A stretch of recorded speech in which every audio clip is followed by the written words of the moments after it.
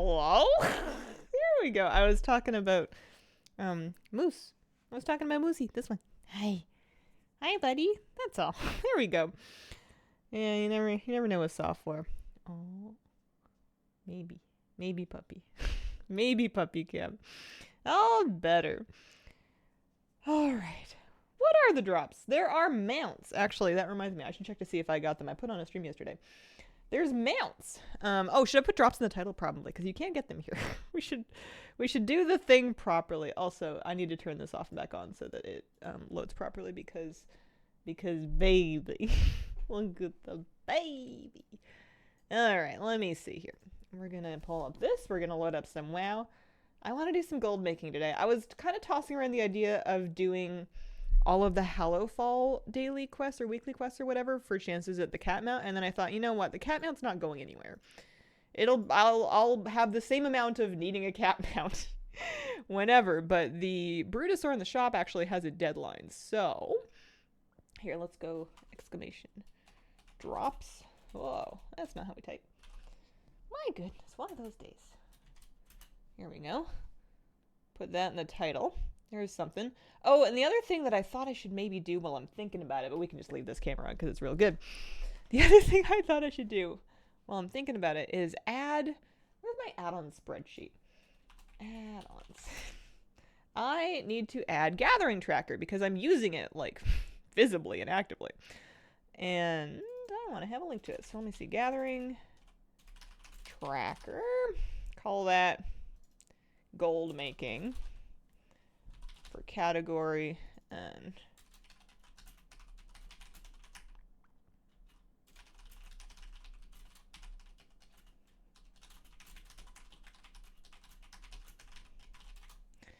then I'll grab CurseForge and get a link because if people ask about it, I want to be able to have a spot they can find it.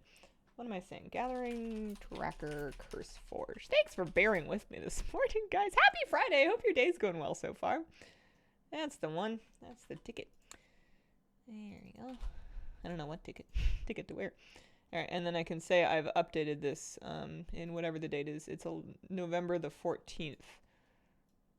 It's actually not that long ago. I updated in September. All right. Aunt just got another black lab puppy, and his name is Hugo. We love Moose. How do you get anything done with a dog that adorable? You've cracked the code to my lack of videos. He's so cute, right? It's hard because he's very, like, soft, too. So, like, you want to, like...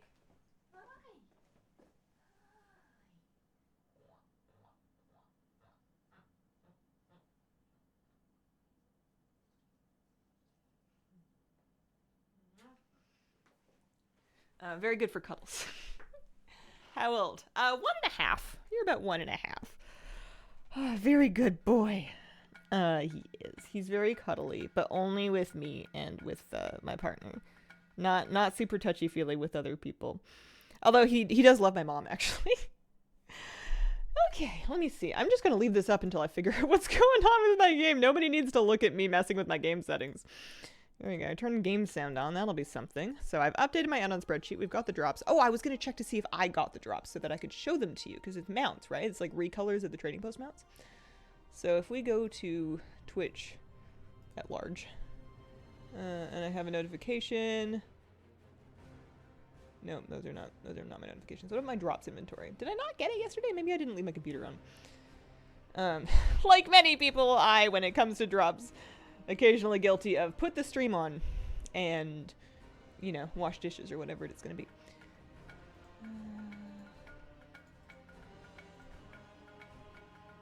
Back to Twitch. Maybe that'll work. That's just prime gaming. Expert, by the way, at all of this. Where's my drops inventory? There it is. Drops and rewards.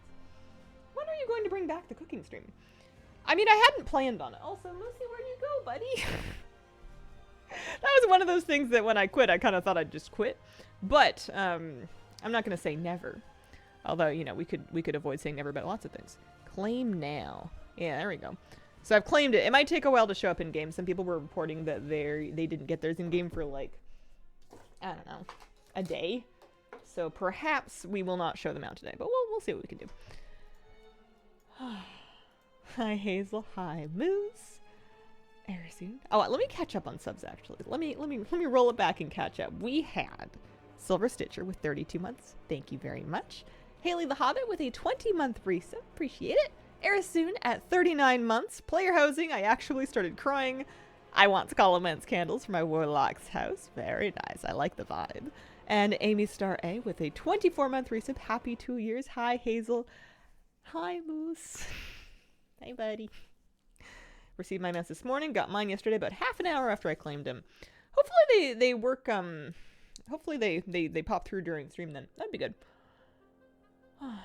Amazing to watch you bake all the good stuff.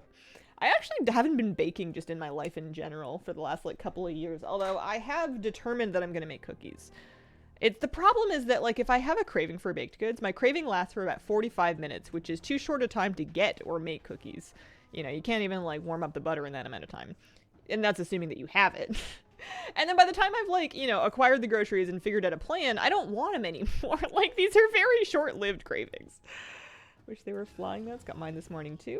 Nice. Why are people so happy about housing? What is it going to offer? So we're all kind of guessing because we don't actually know anything. But what a lot of people have been hoping and wanting and asking for is kind of like a collections repository that you can personalize and make your own. I'm hoping for basically, I want Animal Crossing houses, but in WoW with my WoW collections. But there's all kinds of wonderful ideas about different things and different directions it could go. Until they tell us any actual details, which is probably going to take a while because this is like a next expansion sort of thing. You know, we're just guessing and hoping and dreaming. We'll see. All right, I have gold check-in 824,323 gold. Let me pop back to town. Actually, I did most of my weeklies, maybe not all of them. We should do some treasure chests just for profession knowledge, and then that'll also get me my couple more celebration tokens. We can pop back to town. Is that... No, that's a pact ability. Where's a Hearthstone? One of these buttons should be an actual Hearthstone and not 2 buttons for a Garrison Hearthstone. Kitty cat, you want to come up here? Hi, sweetheart. Hi, Sugar Bear. How you doing? How's your spot? Is that okay? Okay. We'll have to see. When something is new, people fill in the details to be exactly what they want. It's possible that with the time that we're going to have to think about it, we're going to set ourselves up for disappointment, but, you know, what are you going to do? I want to remember what it was I was just doing. Hi. How are you feeling? You doing okay? I don't know if you slept better last night, or if I just slept like the dead, and then you didn't wake me up. I should run a camera or something. It's me too, Hazel, with the sweets. It's the only way I'll ever afford a house. Want a TP immortal overlooking the Barrens? Skeptical as to what it'll look like, given Dev's previous discussions.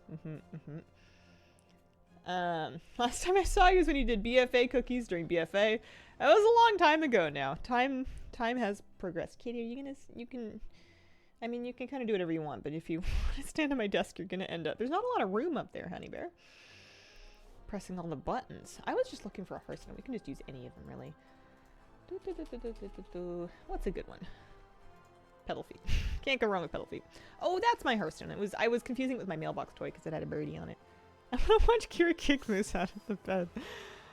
Oh, Moose is worried about it. He knows she's up here. He's watching the cat directly and he's like, please don't make me move. I finally got comfy. I just got settled down. This is for everybody that's asked me why I have such a big bed for such a little cat. See, now it doesn't... Oh, no, you don't have to get up, sweetheart. I'm sorry. I know, I said your name. Now it doesn't look so unreasonable. Okay. Oldham runs made me bored. Considering installing free version of COD. Hey, if you want to play and it's free, I don't see the trouble. Have at it. Knock yourself out.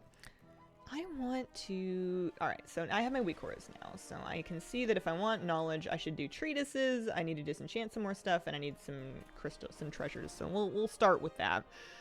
I think that my concentration is not yet capped, so I'm probably set there. I can check my inventory to see if I need to do like a crafting batch of anything, but maybe I should do that after I get my knowledge and not before I get my knowledge, especially because I was thinking about starting to make potions. So... Those all sounded like good words. What are you doing? I was just talking about how you don't ruin my office anymore, buddy. I was just telling them how good of a boy you are, yes! His dad's out fishing this morning and he's like, well, okay, then what are we gonna do? Because he's usually either waiting for him or he's like hanging out there in the front with him. I am richer than I was. I'm at 824k. And let me see if I have any inventory that I haven't moved yet. It looks like I'm sitting on a couple of ring enchants worth about 8. Oh, and I need to move these. That's another 40k worth of alchemical chaos files. So that's going to put me at like 8, like, call it 850. I like rounding down. Makes me feel safer. What are you doing? You better not have any plushies that aren't yours, and none of them are yours. I don't let you have yours unsupervised because you eat them. If you find anything exotic, Boyfriend and I all laugh often about Kira being in that bed. Never played COD will be bad. Surely will lead to some choice commentary. It's quite possible. It's certainly possible. I've never played the game, so I don't know if there's anything you can do to insulate yourself from that. But I know I've also talked myself out of doing a lot of things because I've already assumed how people are going to react, and I've like played out the whole thing in my head before anything's even happened. You know, you're gonna catch enough harsh vibes from other people without inventing people to give you harsh vibes. I'm going to find some treasures. Let's do that. Let's start in the Ringing Deeps, actually. Let's just go poke around downstairs. What is your goal to buy the Bruto? About 1.5 mil should do it, and I'm halfway there. 800 and actually over halfway there if we're really at 850 value. Well, see you later, Moo. Add-on left of the auction house. Yeah, probably Craft Sim if I had a profession window open. I use Craft Sim and Auctionator for gold making with professions. Need to update so many add-ons. Let me see. Kilko Mental Musings. With a 9-month resub, I've been around long enough to create another human being.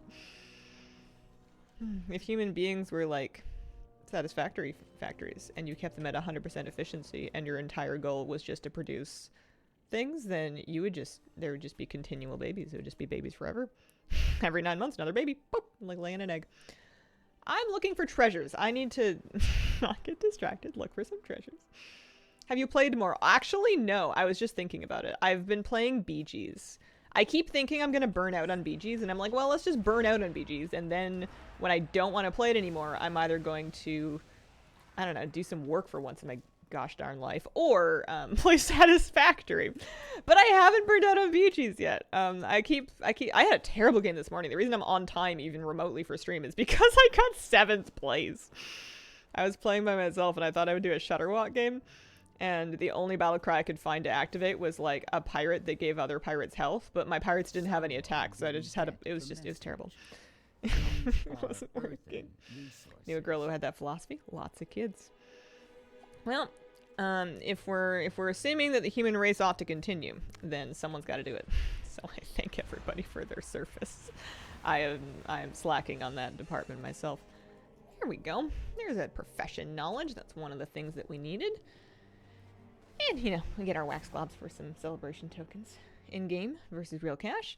So the way it works is in-game, if you want, you can trade your gold to buy WoW tokens, which can be converted for Blizzard balance. And you can use Blizzard balance to buy any digital goods on the shop. So that doesn't have to be just the Brutosaur. Any shop mount, shop transmog, shop services, I think. Or even other game stuff. You know, you can buy yourself Overwatch loot boxes or Hearthstone packs or whatever have you, as long as it's available digitally for Blizzard balance.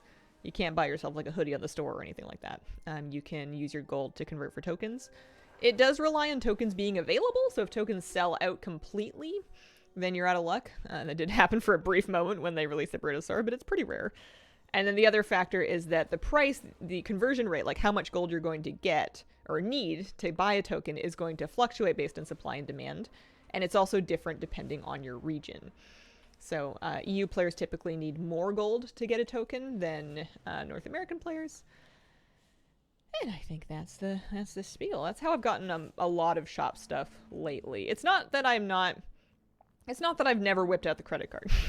But for the last handful of like expensive things, I've definitely been whipping out the gold. I bought my not Dragonflight, the War Within Collector's Edition, the Digital Deluxe. Not Collector's, Digital Deluxe, the digital one. I bought that with gold.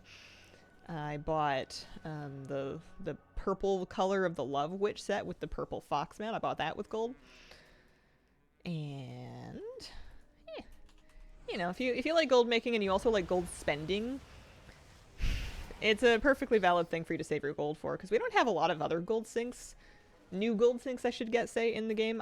There are some old ones, but I bought them all already. And Black Market Auction House is a big fat scam, because everything that's on there they tend to give away for free on Twitch if you wait long enough.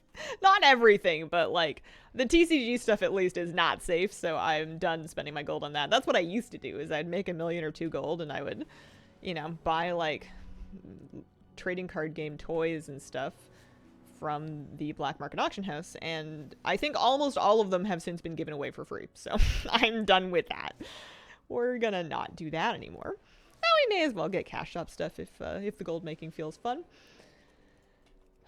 I can go do this in the Hellafall Keyflame area. That's usually pretty good for treasures, but I'm gonna get distracted and I'm gonna want to do the actual quest too, because I do still need the cat now. I wasn't gonna grind that today, but if it's happening, you know, if the fingers just start working on their own. I am making gold with a combination of crafting professions and gathering professions. I'm doing alchemy, I'm doing enchanting, and I'm also doing herbing, mining, and fishing on I've got a separate character for that. Yeah. And that's been pretty good. I'm able to make ballpark 30k gold an hour gathering when I account for mining, fishing, and herbing all together. And then with this, it just kind of depends on what I'm crafting and if it's working. Sometimes I make bad investments and then we get set back a little bit, but you gotta break a few eggs to learn about Miss Frizzle. That was the phrase, I think. You owe me the deal of our bet, which I think was nothing. Oh, tokens will be at their highest price ever until January. Didn't come true. You're right. I mean, I'm saying you're right. I haven't double checked, but I believe you.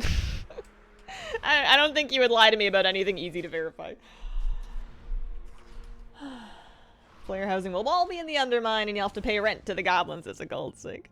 Flabby keeps asking me if I'm going to actually save up gold for midnight because of player housing, and I'm like, listen, we don't even know if it's gonna cost gold. We don't even know it's gonna be a gold sink yet. It might be a gold sink, but like, let's all calm down and not worry about it. I want to spend my gold. You know, it's the whole point of having it is to use it for something. At least for me. Some people like having it just to make number go up, and that's valid too. Okay. We're actually doing pretty good with the treasure piles now. We're up to 6. Maybe we can make this one work. Although my bee's tired.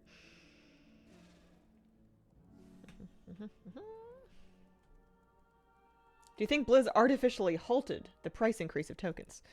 No. No, I think that there's probably supply and demand just balancing each other out.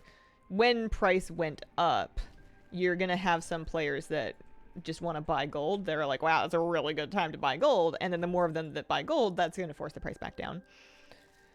But who knows? Who's to say? Make yourself. Thank you for the 32-month resub.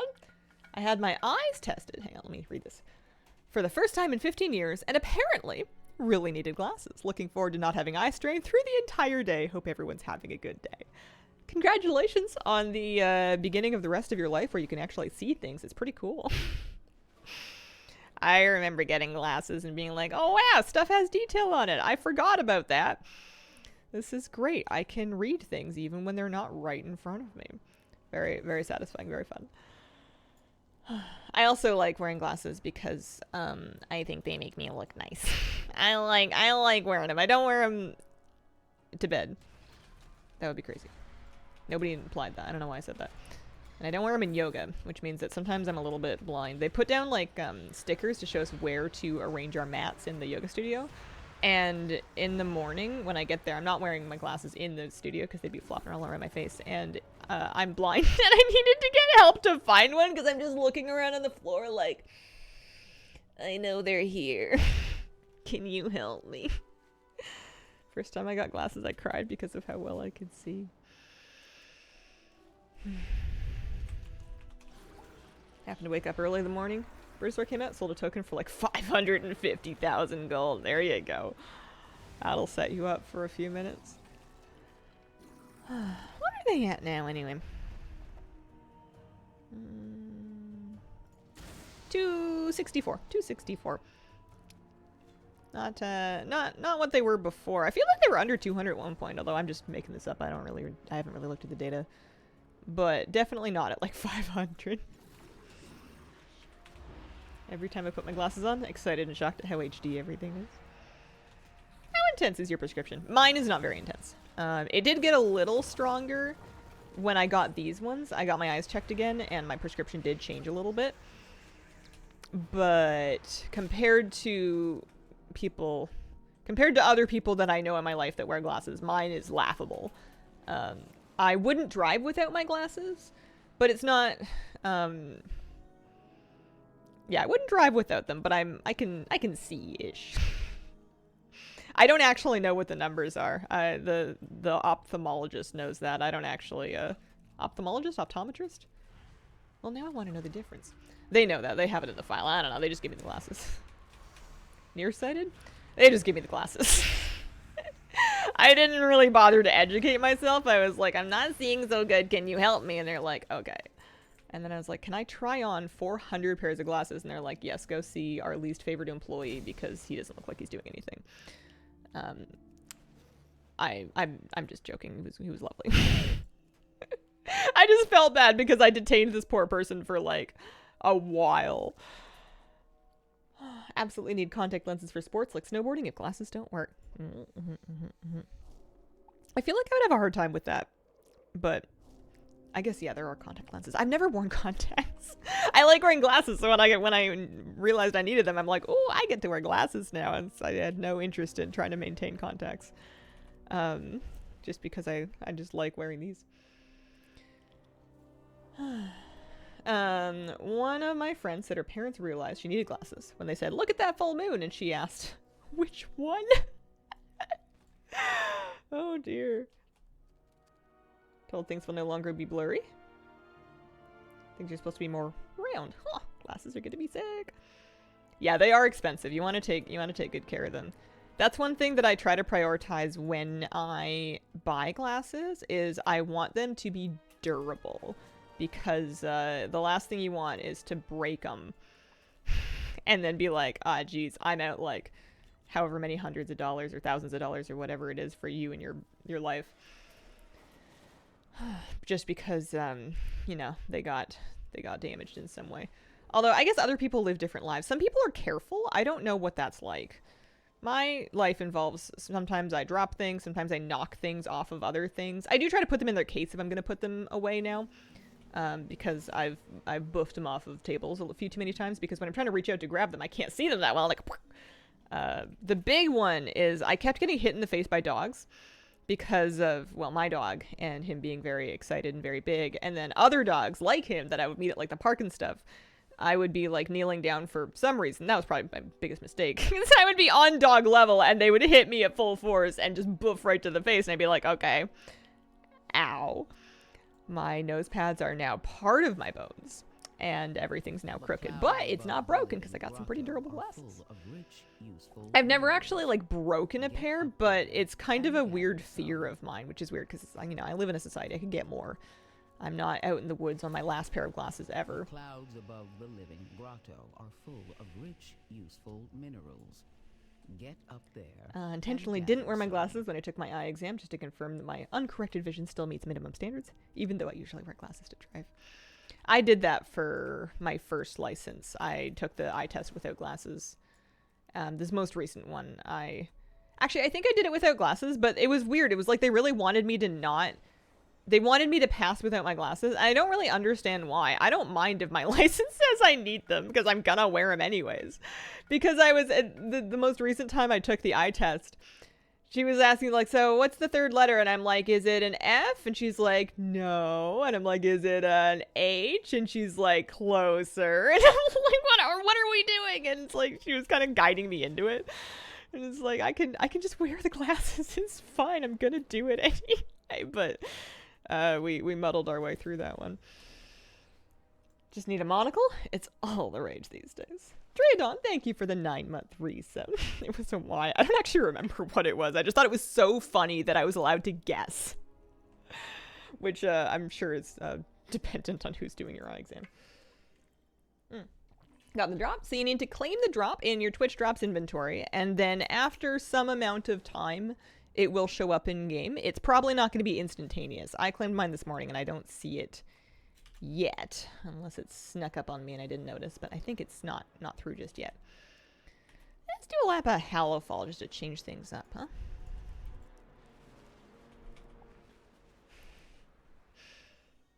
If you could see my mustache, you'd understand the monocle.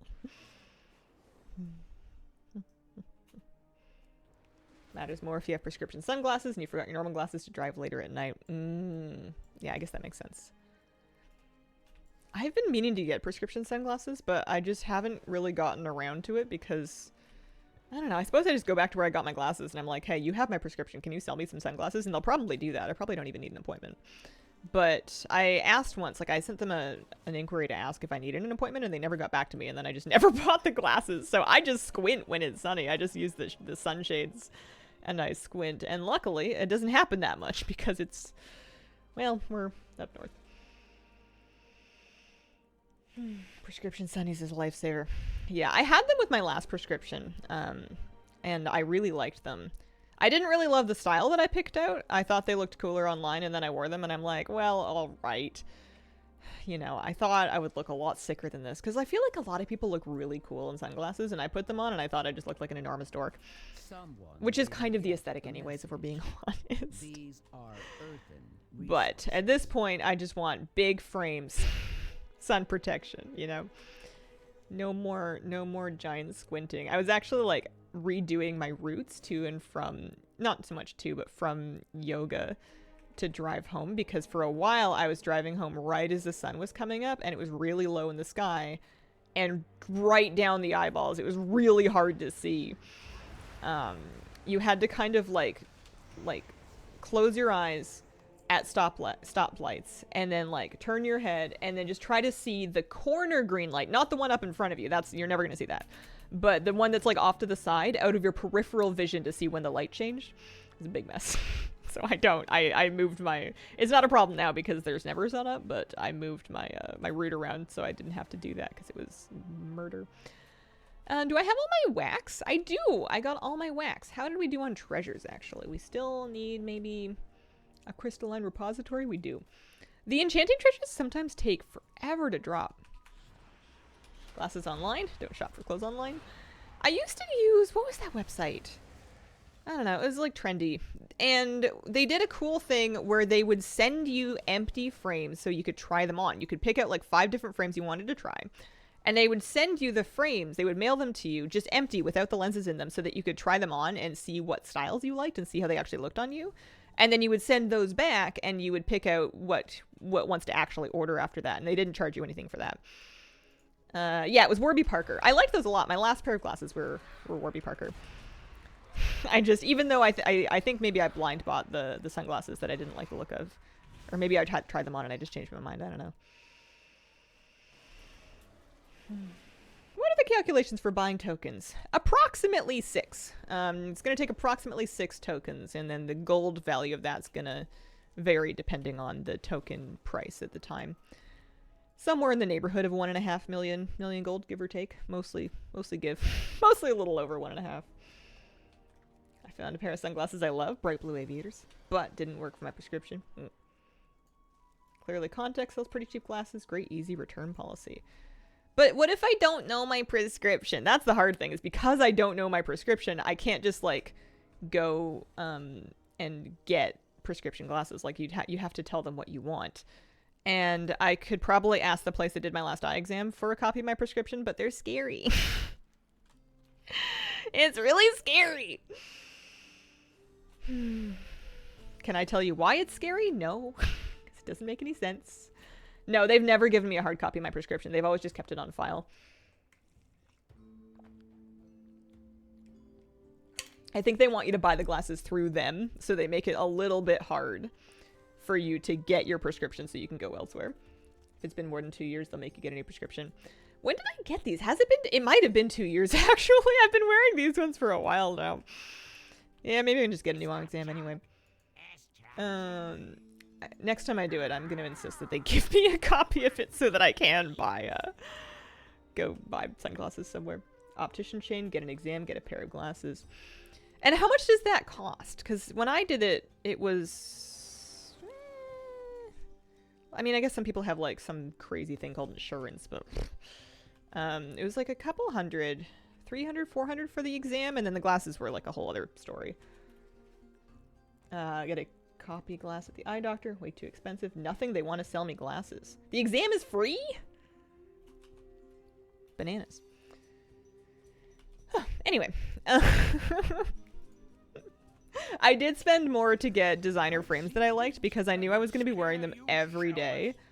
And because I really wanted to really like them. I can be cheap about a lot of things, but I decided to, because, and I had the money at the time. I still do, but I decided to spend some money to get frames that I really liked because, you know, I'm not going to do my hair every day. Now I don't do my hair any day because it's just there. I'm not going to do my makeup every day. But I'm going to be wearing my glasses. It's kind of like a tattoo. It's the kind of thing that it's going to be on all the time. So it's nice if you like it and feel good in them. I'm going to disenchant that is what I'm going to do because I need the knowledge. I didn't get this treasure, but I wonder if I'm just going to not worry about that one. It might not be worth chasing down dirt piles forever for it. 300 Canadian. It's actually kind of a steal compared to what I spent last time. I think my exam was more than that. Gosh, when did I get these? I wonder how I could figure that out. What is it now? It's November of 2024. So if I go to my photos and I go to November of 2022,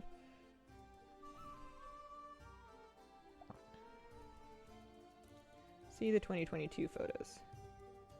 Those are my old glasses. Okay, so it hasn't quite been 2 years yet. What about 2023? I use my phone's photo archive as a way to like date all kinds of things and events in my life.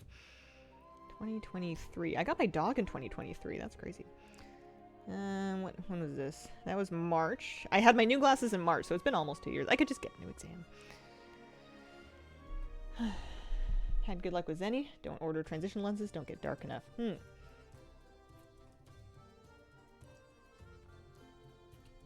Prescription sunglasses were 95. Optometrist was quoting close to 700. Yeah, maybe I'll see if I can go somewhere else then. Maybe I went to like a bougie optometrist. Alrighty. What was I doing? I was gonna see if I can craft anything, if I need to craft anything. I'm still trying to sell alchemical chaos files, but let's check and see if I can profitably make. Also, we can check for knowledge. And also we need to spend the knowledge that we got already. So, any knowledge here? Nope. Okay. And I was beginning to put points into potions. And we can do the same thing for enchanting. Yeah, I'll just go all in on Cursed Ring enchants. Extra skill.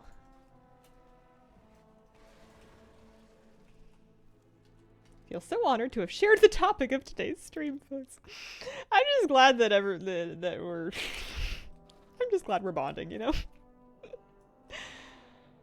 Oh, it's a good thing I've let go of the need to be high octane. It was never really gonna happen. It's also, as somebody who's like pretty isolated even now, it's very valuable for me to hear other people's perspectives and experiences with stuff like that. Because when I live so much in a bubble, I have no idea what's normal and what's not normal. And obviously it's very different because we live in different places around the world and have different amounts of insurance. And things will work a little differently in different places. But it's nice to know what other people go through. I want to see... I should do an auctioneer scan. Actually, I haven't done one of those yet. Adding a new tier of healing potions, already kind of underpowered. Are they?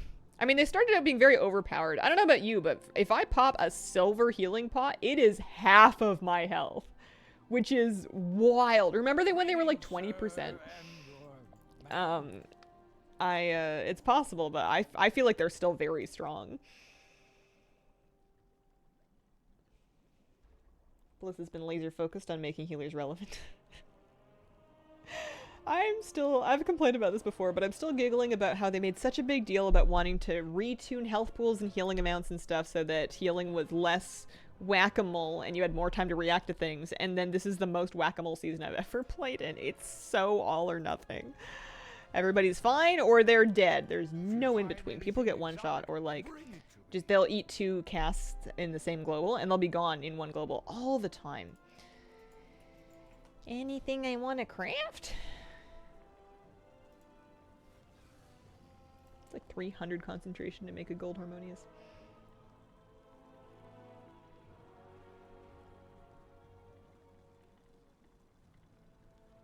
That's new. It's a new feature.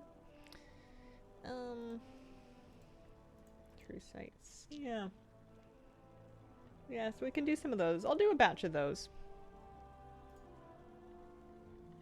I don't know what that button does. We'll just track that. Horticulture, it looks like, is profitable, just straight up. I don't trust that. Those numbers make me think that it's because of, those numbers make me think that there's something underpriced going into that calculation. Let me just refresh it a bunch of times. Wow, it's getting bigger. All right. Yeah, okay, we'll make some of those then. Those are easy to sell. Oh, so they really got rid of... They really did make it much smaller. All right. I want matte optimization. Not cost optimization. I don't know how to use that one.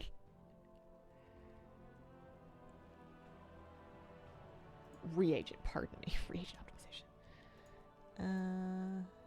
Top profit. Wow, I feel like a mad scientist. Oh, and it's showing me my concentration value too. Fascinating. All right.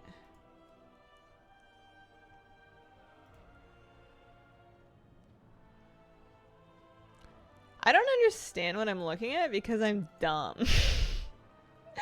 And it's new and it's not computing. So we're gonna not worry about that.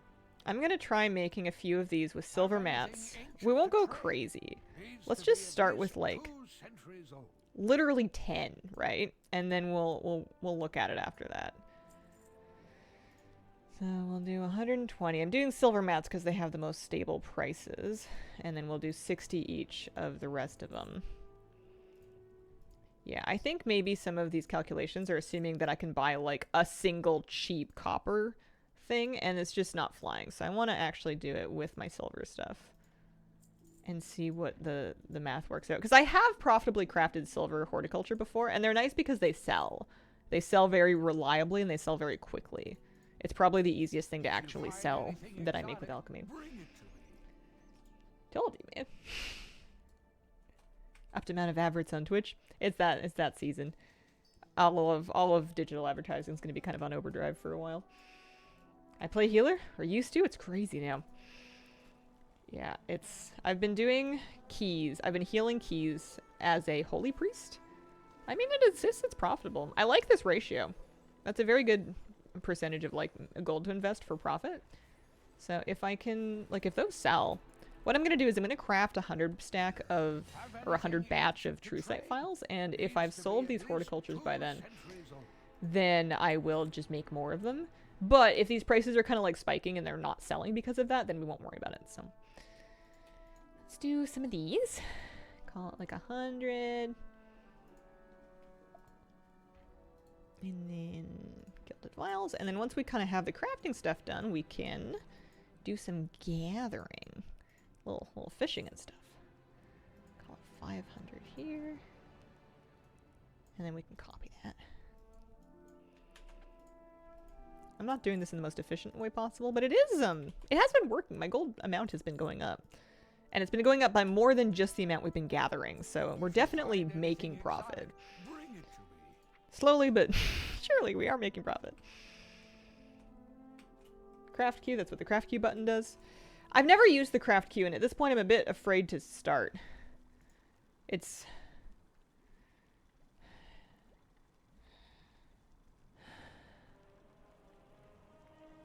Maybe I'll mess with this. I think I should mess with that off stream one day.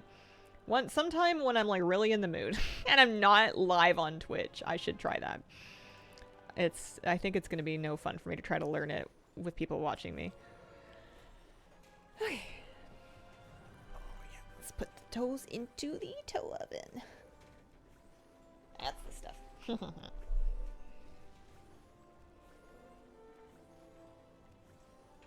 You can also optimize finishing reagents somewhere. Yeah. I'm just not ready to learn. I got roasted for that this morning. I was at yoga. My teacher asked me when I want to start doing more postures from the second half of primary series, and I said, "Oh, one day, eventually." And then today he asked me again when I'm gonna be ready, and I said, "Well, I'm not in a hurry." He's like, "Not in a hurry to learn." I'm like, "Oh." Well, when you put it like that, it sounds bad. Fine. So I didn't pick up anything today, but I told him next week I would be open to it, but I'm scared because it all looks hard. And I know you don't have to do it on the first day or on any day, really. It's just about doing little steps to try and work up to it. But A, it all looks hard. And B, every new thing I learn is another new thing that I'm practicing every day, and it makes the whole thing take a little longer, and I'm not doing the first half very fast to begin with. I'm already there for 90 minutes a day. I don't really have a whole lot more time unless I want to skip my dog walk. That's a good teacher. Yeah, he's good. Maybe you can make more gold if you click a check mark somewhere. Yeah. Any reason to use 3-star TrueSight files? If you really wanted the perception benefit, if perception was super valuable for you, so no, basically, because I don't think perception is that valuable for anybody. It'd be a little better if you were an alchemist and you were getting double duration from your TrueSight file, but I use exclusively silver ones. I don't see any reason to go beyond that. Okay, so we'll check those up. 37k worth of that. How are we feeling about the horticulture? They haven't sold yet, so I'm glad I didn't make a huge batch. Those prices might not be in a super sellable range just yet. So we're going to leave that alone. I keep deleting these spare toolboxes. Nobody needs those. Awakening the machine is not hard enough to warrant them. And I think... Let's see. Oh, I missed the mount off again. I think I'm going to do some gathering.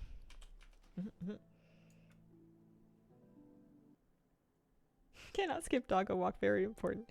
To be clear, dog would still get a walk. It just wouldn't have both of his parents on it. But Moose is very spoiled, and he really wants both my partner and me to go on the walks.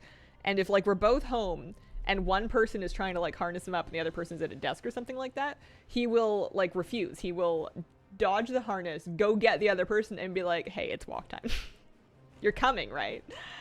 It doesn't matter who's trying to do it. He will want the other person, and he gets really happy when we're both putting on shoes. And he's like, yeah, I did it. And I got them both to come with me. It is very cute. My mom was laughing at it because she was like, yeah, that's really pretty spoiled. There's a lot of dogs that would not fly for. I was like, yeah, but, you know, if we're home, we have time. Walking with him is like one of my favorite things. It's always nice. Especially now that he's a bit older and he is slowly but surely becoming more reasonable. Use the torchlight with the sacred flame. I wouldn't say he's always there, but, you know, that was the main thing I wanted. I don't need him to, like, be perfect. I just need us to get to a point where we can talk about this whenever he, like, decides to park. That's our biggest thing that we work on, is sometimes Moose wants to stop and I want to go. And Moose wants to stop because maybe Moose wants to, like, meet a dog or watch something. Or sometimes if he's really bored and he hasn't met any of his friends on the walk, he'll be like, listen, this is an intersection. If we wait here long enough, something interesting will happen because this walk has been boring so far. And he'll want to just, like, loiter in intersections that are completely empty, but just, like, anywhere to cross streets where he can see down both ways so that he can wait for, like, any dog to come by that might be fun. I mean, you can't hate the kid for playing the odds, but it's pretty clear what he's doing because he's good at stalling. Cats are like that. They get backyard time, but they really prefer us to be there too. Aww. Oh, you know what I don't have on right now is Gathering Tracker. What happened? We have our auction near data. Add-ons. I didn't turn it off, did I? I did turn it off. I only meant to turn it off for my priest. Hope all is well. Look at Kira. Such a Such a regal lady. Yeah. Sweet girl. Sweet girl's having a bit of a tough time. She wanted something this morning, and I don't know what she wanted. Her food and water and litter was all good. I tried to pet her. She didn't want that. She wanted something, and I don't know. She was like, what are you trying to tell me? I don't understand. Sorry to hear that. Yeah, it's a bit sad. But, you know, life, etc. What are you gonna do? Okay, so we officially have a gathering tracker session going. So now I can kind of figure out how well I'm doing on like a per hour basis here. Should I overload this? It'll be fun. It'll be fun. I'm gonna say spore fused.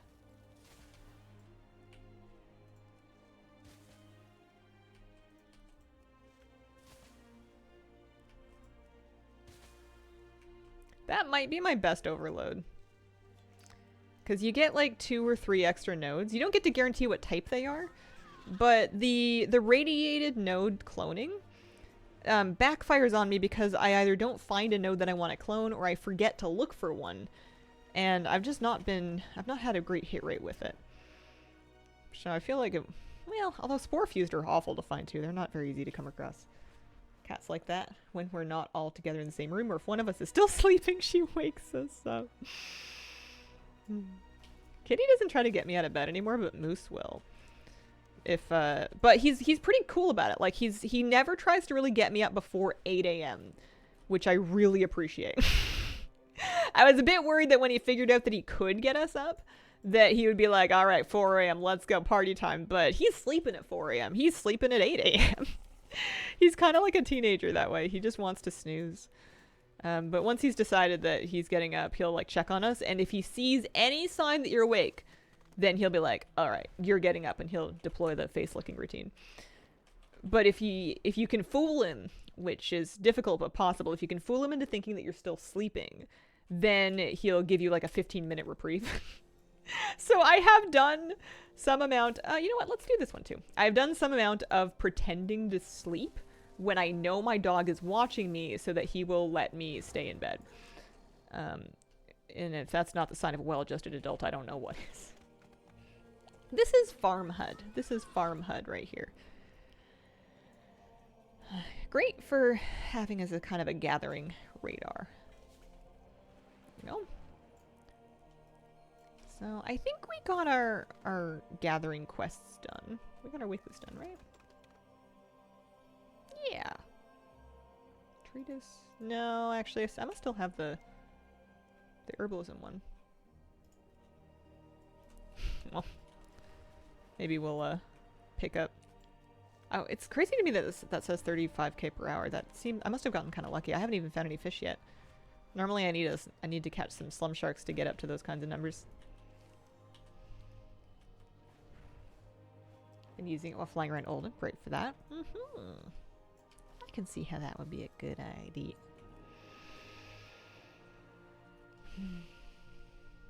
I'm pretty happy.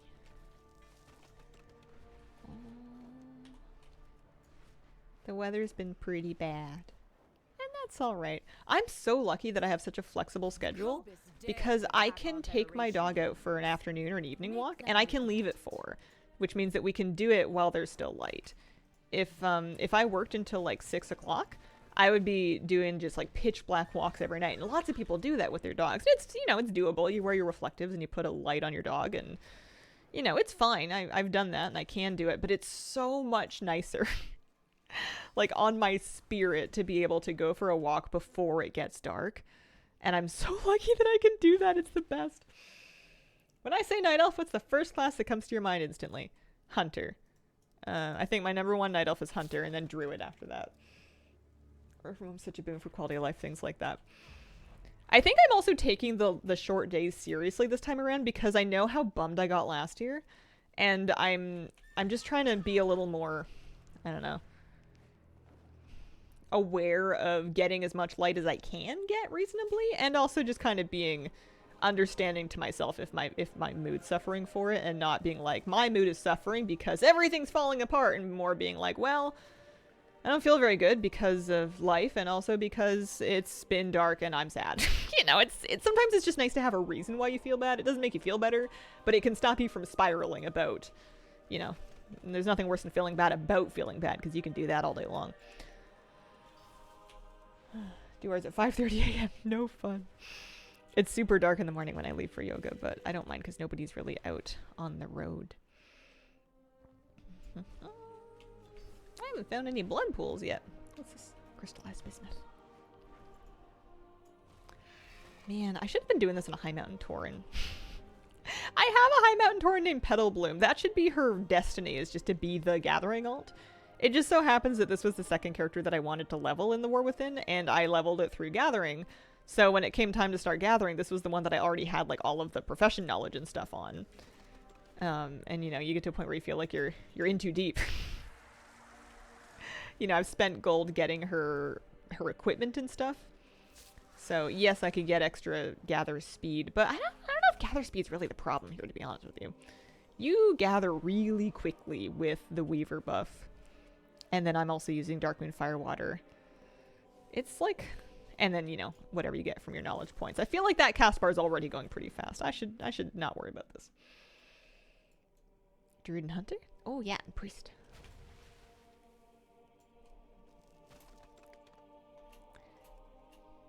Night Elf Druid from the classic trailer is pretty iconic, I think.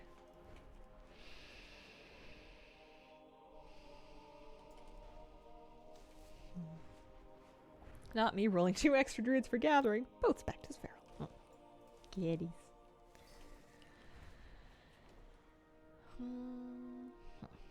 Alright. 32,000 an hour will do. The thing with gathering really is how long I have the patience to do it for. What I need is the right thing to park my mind on to keep me busy, because I feel like gathering's really fun for me for about half an hour, and then it starts to feel a little bit repetitive. It's definitely more engaging than it used to be, because you've got things to think about in terms of what am I going to overload next. You know, you're playing like your little overload mini games. There's things going on. It's just rich soil. You're keeping your buff up times, but made a double gather, Nelf Druid. After I get the Bruto, I want my High Mountain Druid to be the double gatherer, and Nelf Druid will be the Alchemist. Yeah, I should set up. I don't know what spec I would do. I like having some gear and just the tiniest amount of combat proficiency on a gatherer, just for when you do mess up and you pull up some stuff. And I've always just been next to useless on any DPS druid. Maybe I should do Feral instead. Maybe I should just give up on Boomkin. Petal Bloom, the High Mountain Tauren, Feral Druid. Wow. Yeah, good work. Currently 3 main classes: Hunter, Druid, Priest, all Night Elves. Hey, you gotta type. Are running dangerously low on supplies. I should probably do some of... I'm just gonna get all my knowledge things before I use any of them. That way we can just kind of do it all at once.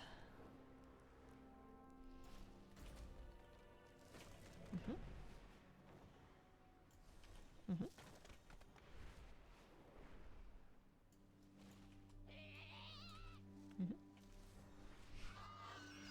2 Feral Druids are both skinning.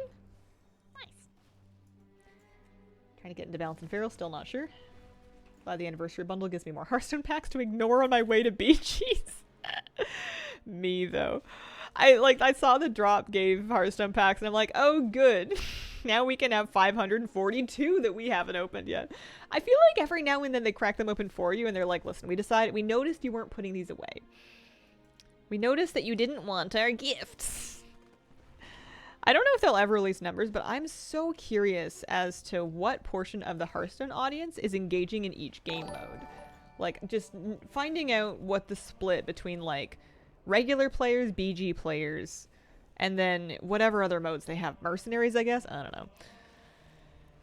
There's different things to do in that game, but I have such, like, tunnel vision brain, I have so much of the concept of like, I am the only person in the world. Everybody else must also think like me. And to me, the game is completely empty except for BGs. There's not a single thing to do in that game except for BGs.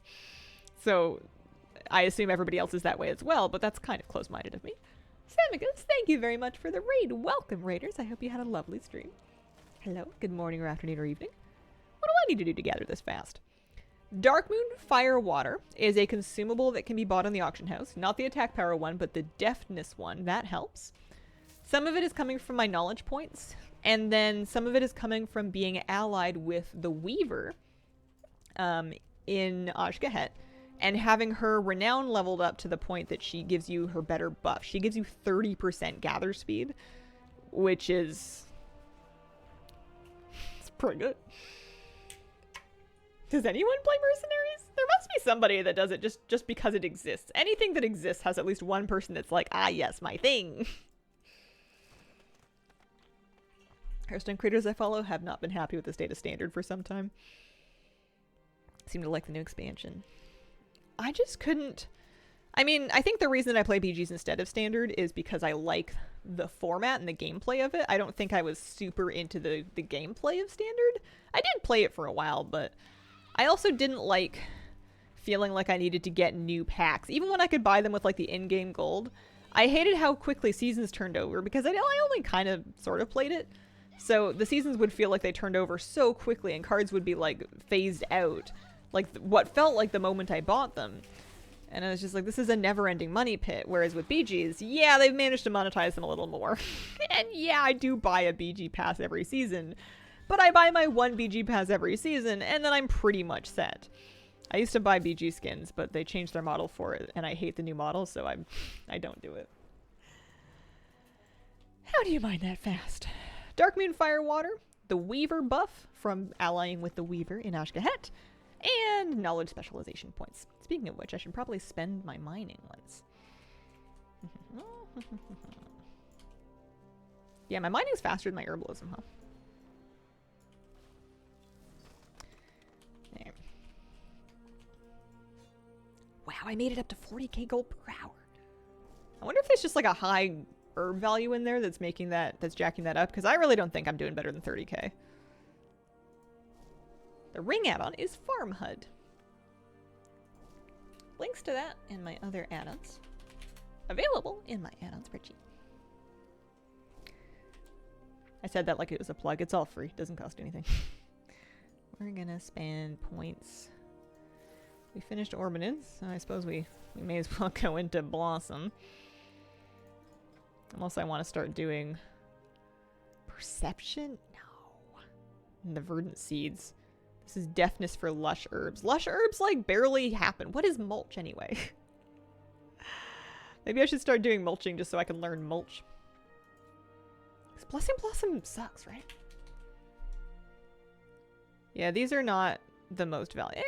They're not awful. I'm not doing any of this.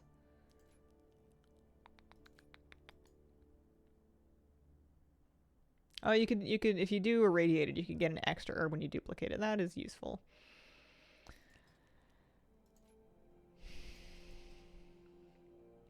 It's a buff? Huh. No more kinks in my neck from watching the minimap. Because null lotuses aren't very valuable. Null stones are better. Did some gathering, nothing showing. So for gathering tracker, you might want to poke around in the settings and make sure it's tracking the things that you want it to. I had to turn some stuff off and on by default. I forget what. I don't actually know what I'm going to spend these points on. The end of the story is that it doesn't matter. Let's stick them in here. Let's start with the overloading thing. It's not that good, but also my per hour is going to tank because I spent all my time thinking. What do you mean you can't do that?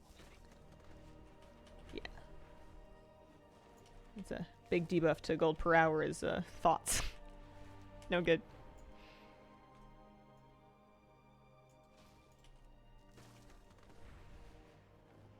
Did enough mulch with the green thumb ability. Seems fine to not bother with. What does green thumb let you do? And what kind of buff does mulch give you? No thinking. That is dangerous. I knew all that reading would lead to some trouble.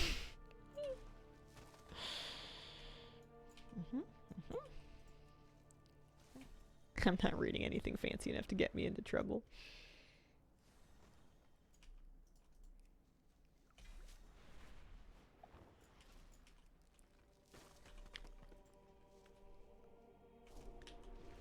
I haven't found any blood pools. I wonder if somebody else is onto my grind here.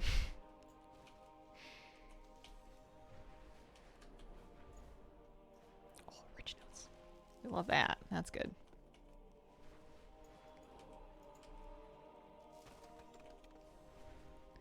That's crystallized.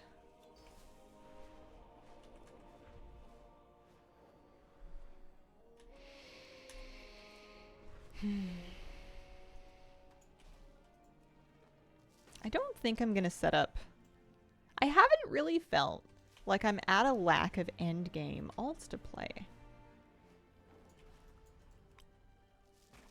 There had been talk about me setting up another alt so I'd have something to kind of either want to play delves with, if it was going to be more fun than my priest, or to have something to run through like alt mythic plus keys. But I think at this point I'm just doing mythic plus keys on my main. The only thing I'd really need an alt for is if I get absolutely brick walled on timing 10s in my holy priest, but I think we can probably muscle through it. Hazel's my favorite internet person to ever do internet things. Oh, shucks.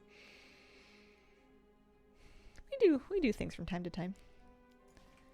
I managed to clip the section from yesterday's stream where they announced player housing into like a little reaction and cut it into a short to stick on the socials. I felt very modern. Good morning. Good morning, Amy. How are you doing today? I hope you're having a lovely week. I was going to say tomorrow's Saturday, but that's not true. Tomorrow's Friday. It's just that tomorrow's a moon day. It's full moon tomorrow, so I don't go to yoga, which makes it feel like Saturday. I saw your spectral tiger moment come across my Instagram earlier. Yeah, I did that one too. That was too much fun. I had to use it for something. I'm not like a real expert at how the shorts cut together, but it'll do. It's something.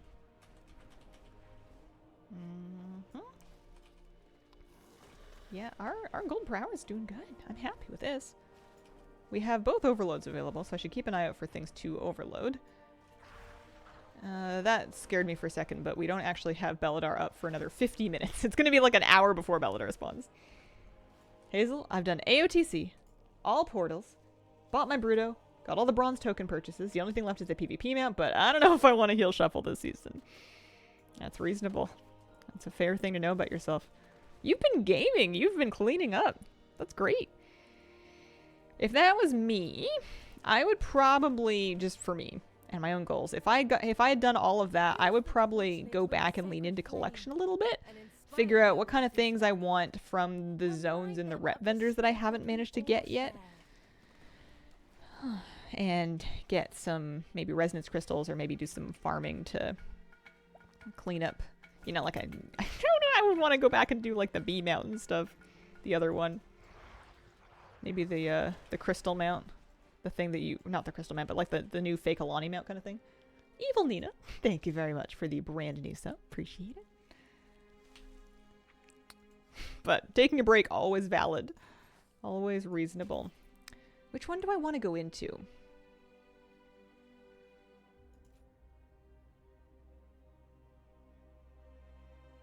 I never overload crystallized. It's got to be either spore fused or irradiated.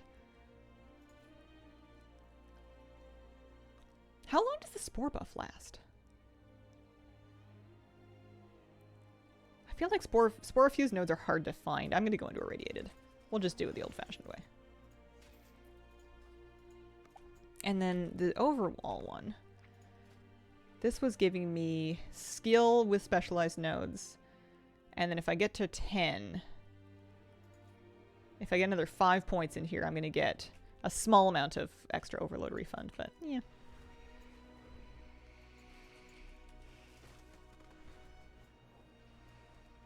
Get a 7 of 10 of those crystals for that new Alani mount. Has it been just like a huge slog? I think I've decided that I'm going to do that one in one of the later patches when my gnome is just powerful and can crush things up faster without needing thoughts.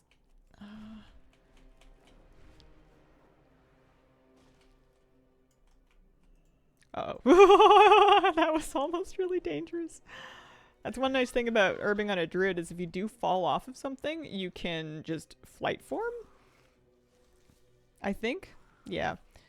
And then the nice thing about doing it on a hunter is at least if you do fall off of something, you can use disengage to save yourself from certain death. It's nice to have the option. 7 to 10 I got was passively. Doing other things. Oh. Wow, you got 7 of... You must have done a lot of things in that zone. That is so many. I was kind of hoping I would get mine without trying, and I have none. I have 0. Absolutely not even a single bank slot worth of them. Yeah.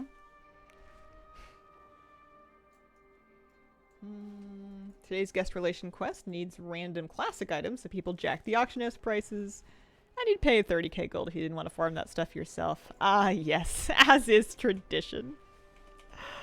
Remember, oh, I went all high, I didn't need to. Remember, oh yeah, I do need another thing.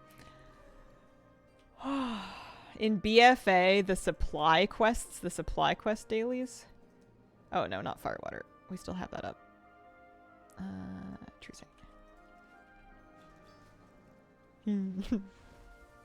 Oh, and I forgot to overload it! Oh well.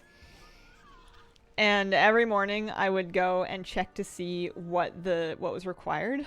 Like the first thing, like right after server reset, I would check to see what they wanted. And I would go in the auction house and I would buy as much of it as I could. And it was just profit every time. Maybe that's how I made my last Brutosaur. Not a gatherer. What does overloading do? These days, not much. But there is a thing that happens for each type of overload. And there's usually like either a mini game that you play or an effect that you get. And then you'll get a couple of bonus materials of whatever the associated bonus material is, whether it be like crystalline spores or leyline residue or weeping, writhing samples, that kind of thing. Yeah, irradiated is a solid bet. It seems better if you get it fully specced out. Spore fused has some interesting ideas to it. If you get it fully specced out, because that would let you potentially, if you're just herbing, forgo your true sight file. The other ones for herb don't really seem worth it. I don't even know what crystallize does. For mining, easy mine can give you a bunch of extra materials if you're good at it.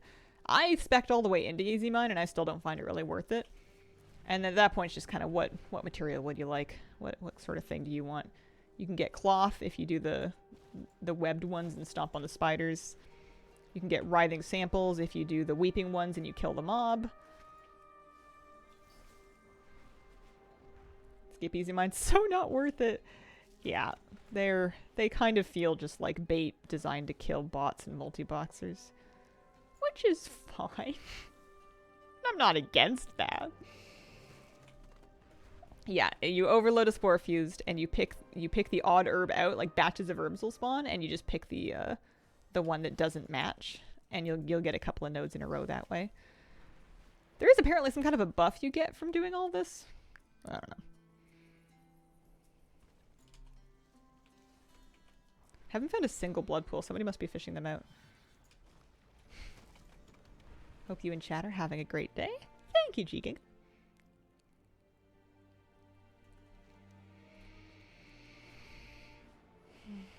Half the time I get 1 bronze quality ore from them, even with good mining skills. Oh, there we go. It's just so funny to me that they don't even give more ore. You'd think that for how long it takes to gather them and how dangerous they are, we should be getting hazard pay or something. They're not a bad overload because they'll spawn a bunch of extra nodes, and however many you can get in time is however many you get to keep. It's pretty good, especially if you have very high gathering speed. But it's still kind of a mess. Plus that you can die. You know, let's not understate the amount of time it takes you to run back if you accidentally get smoked. Haven't been too impressed with skinning. Hunter for tailoring and skinning, not as good as gathering as a run-of-the-mill urban or miner. Tailoring and skinning have been kind of, in the last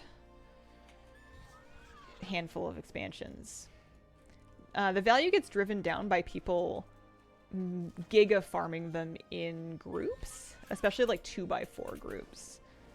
They're just because the only limit to how much of them you can get is how quickly mobs can spawn and be killed, as opposed to these things where you're more dependent on finding nodes.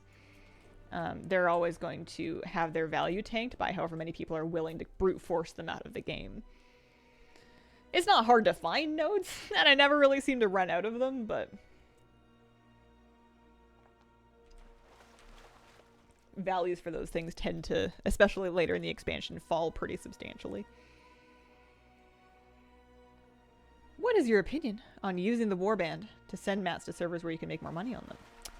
So the trick with mats is that materials are sold on the region-wide auction house. So no matter what server you send them to, you're posting them to the same auction house. Now, if you're talking like armor, that's server specific. So you get like a raid drop BOE and there's a ton of them on your server and the value's really low. Absolutely move that to a different server, sell it for more and take your gold back.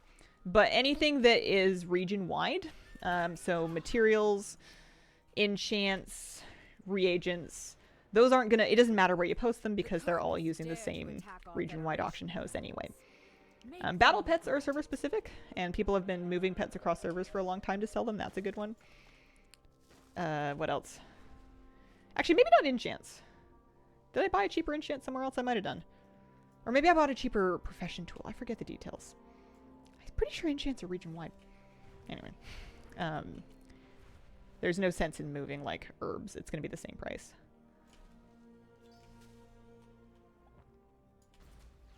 Don't like skinning, mostly farming the bees in groups. Don't see much value. Made decent gold moving recipes. Yeah, that would be really good. For something like that, you want to use Undermine Journal to find the cheapest place to buy your targeted items, and then to find a good place to sell them. That's a perfectly good hobby. I haven't tried it. It feels a little, not cheesy, but just a little not fun to me.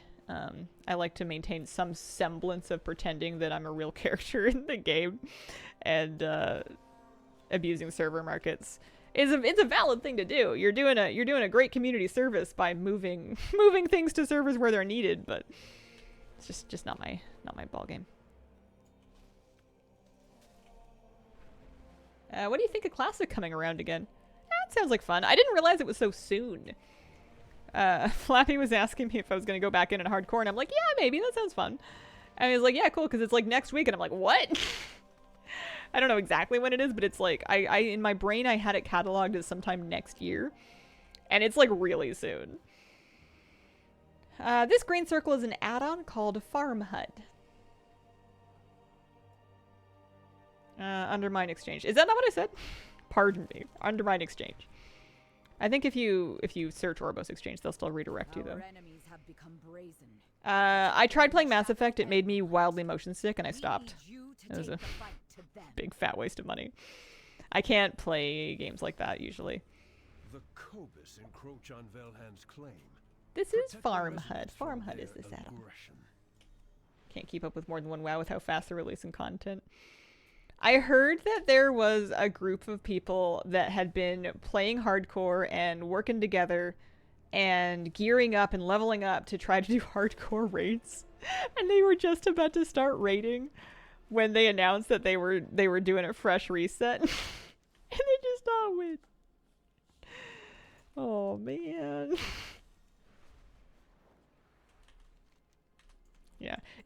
Yeah, no, you're right. I can Dragon Ride. I turn off a lot of the motion effects in Dragon Riding, so I don't have like the screen effects. I don't have motion blur on. But it's usually first person versus third person games. I can do quite a bit in third person if I get used to it, but first person's the struggle. Now that I say that, I actually have no idea if Mass Effect can be played in third person. Maybe. Just picking on you. Gotcha. Tokens. Like the potential for player-organized vehicle races in Undermine. How do you get the map in the middle of Farm Hub? It's kind of what it does. I don't know if it does anything else. I have it on a keybind. I keep it on a keybind. You can go into your key bindings and do some add-on specific keybinds. So if you go into your options Key bindings. You search. You can do a button to toggle farm HUD's display. Tooltips and mini-map background. Oh, so you can have the tooltips on a key instead of just like a modifier. That's interesting.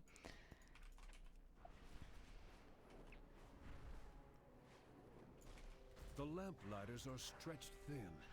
For the I try Iraqi starting to fresh again in survive, Classic if it isn't as we sweaty must as the settle first in time they lands did it. shadowed from Belladon's The most light. fun parts of Classic were always when a bunch of my friends were starting up characters at the same time as me. So any chances that they give for that I feel like are fun.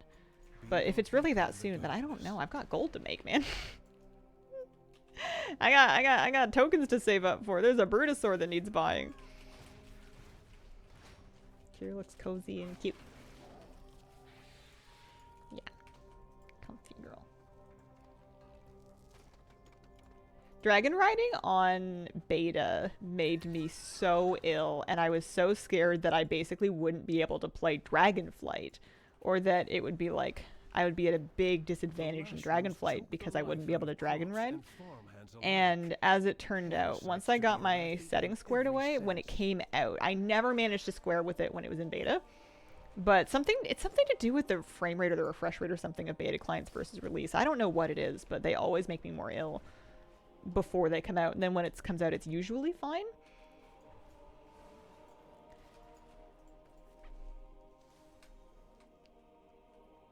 A few things I want to be mindful of collecting my U account, but I think I want to spend time doing some farming.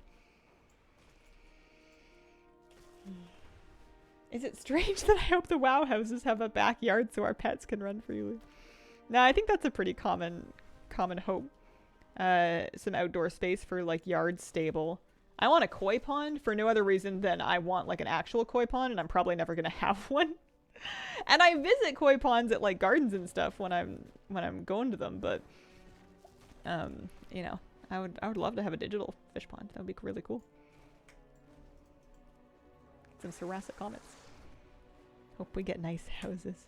What if Blizzard has announced this so early and in such minimal detail so that A, it can't leak with the same amount of impact as if it had leaked before? Because I was actually very impressed that I hadn't heard. This was the first I'd heard of it being actually done and not just being like a wish list item. And then B, so that they can track the community response, build a huge database of all of the most popular things that people are speculating about or hoping that it might have, and then be like, these might be the things we should focus on. Right? I'm sure they already have their own, like, plans and meetings, and, you know, they've already kind of got some idea of what they want it to be and what their limitations and stuff are, but there must be some value in all of this data of all these people talking about what they hope that it has, right? Especially when it's early enough that they're still developing it. Plus one of the koi pond. I have one in my Tears of the Kingdom house, and it's my favorite feature.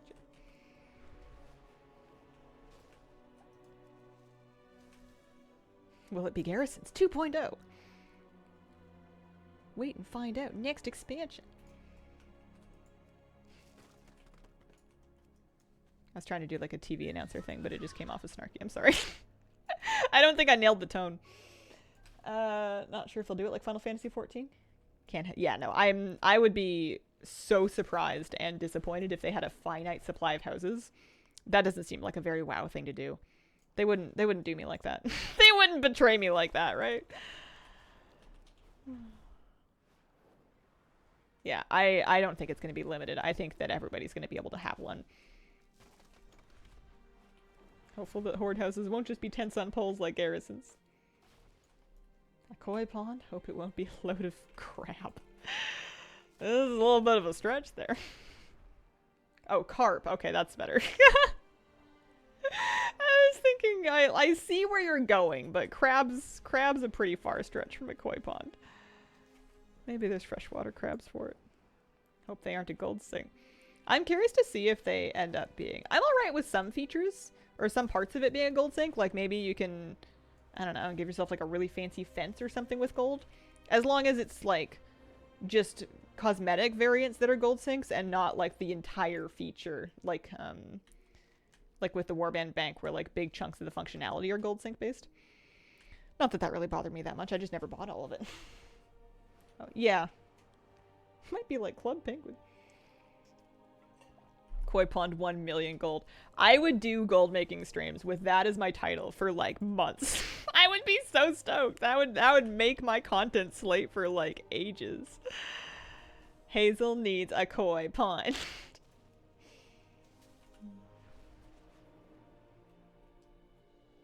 Koi gold. Goldfish stream. Oh, I would have to fish for it, right? If that was a thing, I would have to fish for it. That's the only way.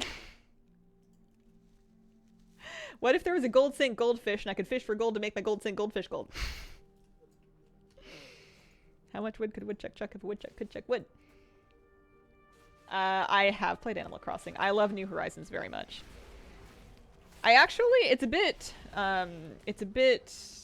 blasphemous in that game, but I actually really like starting fresh islands, like deleting my island and starting my save file over again. I've done it a handful of times, and I'm planning to do it again when I move in real life, because I feel like moving is going to be a very stressful time for me, and I'm gonna want something cute and manageable and stable like the early stages of an Animal Crossing island save file.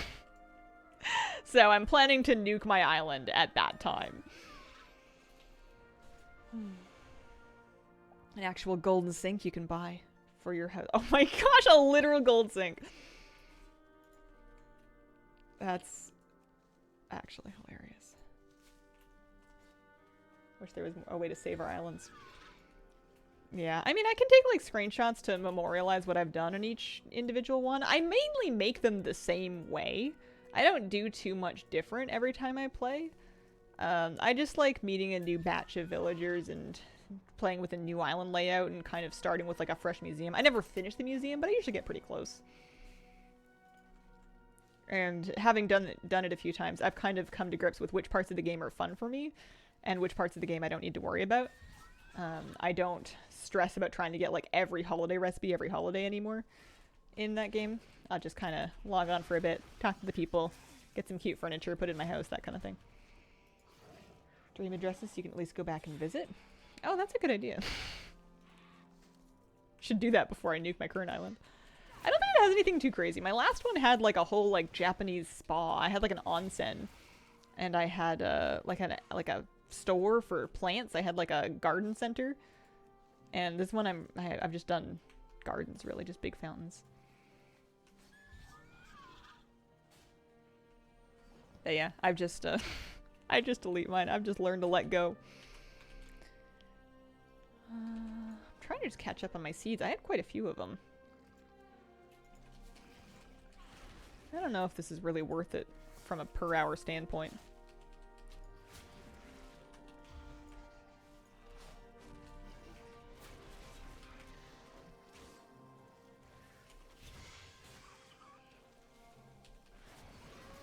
I have different, speaking of saving an Animal Crossing reset for when I move, I have like different pieces of media sort of banked for like the emotional rainy day, you know? Does anybody else do that? Like you've got something that you know you're going to want to watch and you're like, this is comfort viewing for me. I'm going to save it for when I really need it kind of thing. I am holding off on Taskmaster. I'm 2 seasons behind. I've got 2 series that I haven't watched yet. And I'm saving it for when I really need it.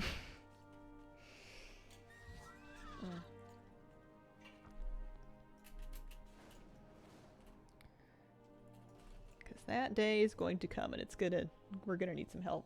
That's the movie Chappie for me, weirdly enough.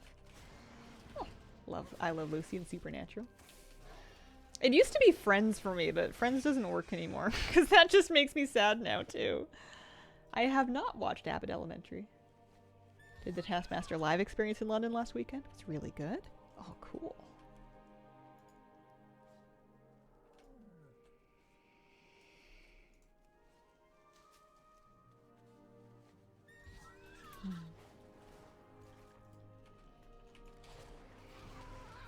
They're doing a new Switch at some point, right? I thought I heard about that for 2025. I might look into that if I can afford it. If I haven't spent all my money buying a teeny tiny little house. Or condo or whatever it's gonna be. Gosh, the urge to move to the woods. I wouldn't even be able to afford a big property in the woods. But imagine the fantasy where I have some property and I kind of have everything sort of set up and stable and I've just got what I need. And I can just like, I don't know if I would actually be able to do it, but just like foster like dogs and cats if I had the space for it. Moose would be a great foster sibling for puppies and kittens. He's really good with other animals and he's really friendly to all of them and he'll just kind of let puppies chew on him. And I could let them go when the time comes, right? I wouldn't just end up with like 12 animals, right? Guys, hello? Why is everybody leaving? Get a couple of chickens, you'd be good. Right, yeah. I don't know if I'd have it in me. Surely not. Tell you what is the best? Leaving town, coming home to the woodsy air. It smells so good. I grew up in a place like that. And I didn't appreciate it when I was a kid. I did not appreciate it at the time. All I wanted was to play my video games and be on the computer and read books and get out of there. I just kind of assumed that because it was such a small place with nothing really going on, that the whole point was to leave. And now all I want to do is go back to that place or somewhere like it. Because all those things that I didn't really value at the time have become way more important to me now. Hazel's future video title. So, I have 16 dogs. 50 cats, yeah. I fostered a mama cat with 3 kittens, now have 4 cats. Yeah, I think it would be hard. But I have so much gratitude for the couple that fostered Moose while he was still in the shelter. Because he spent a few nights in the actual shelter. And the pictures of him when he was there are so sad. He was just really tiny and he looked so sad and he looked so scared. And, you know, it's like the shelter's doing their best, but they only have what they have to work with and it's kind of a loud, scary environment. And just this little puppy is just looking heartbroken. And then this couple takes him and he stays with them with his siblings for a couple of weeks while they find a forever home, which was me. And his pictures look so much happier and so much comfier. And when I was talking with them, when I adopted him, they told me all of like these little quirks that he had. And they took such good care of him. And it was only for a couple of weeks. They didn't have him for very long. But like, I'm so grateful to them for giving him such a good start. And I think that's just such an incredible thing to do. And I don't know if I would have it in me to do it. Although puppies are also kind of nightmares. So maybe it's okay to like...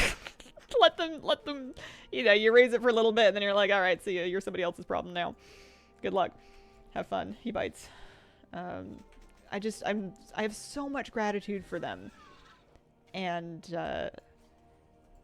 it was also a bit of a strange thing where it was a couple about my age and I went with my partner to pick up Moose. And not very many couples look like my partner and I.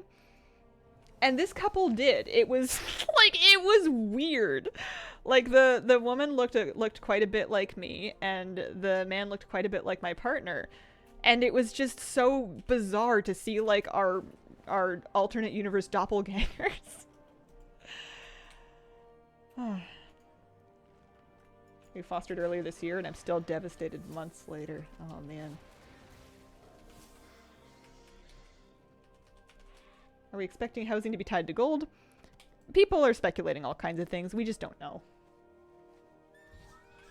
Shelters here overcrowded. Very sad. Wish I could save them all. Usually you can see another home would be the perfect fit, like you and Moose. I'm not minding that.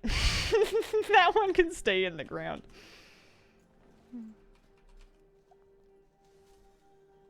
Feeling the housing will be a gold sink? Yeah, I mean, adding rooms for gold is like right out of the Animal Crossing playbook. How are my consumables doing? 8 minutes left on True Sight, 15 on Firewater. We've gathered approximately 25k worth of stuff. Drake manuscripts, some dropped, some crafted. Yeah, I'm hoping that all of these things come from all kinds of places. The joy I would get from just going out collecting for different customizations and furniture and stuff would be wild. If Animal Crossing has taught me anything, it's that I will move mountains for a cute table. That's my gig. Making gold through gathering. Oh, I should have overloaded that.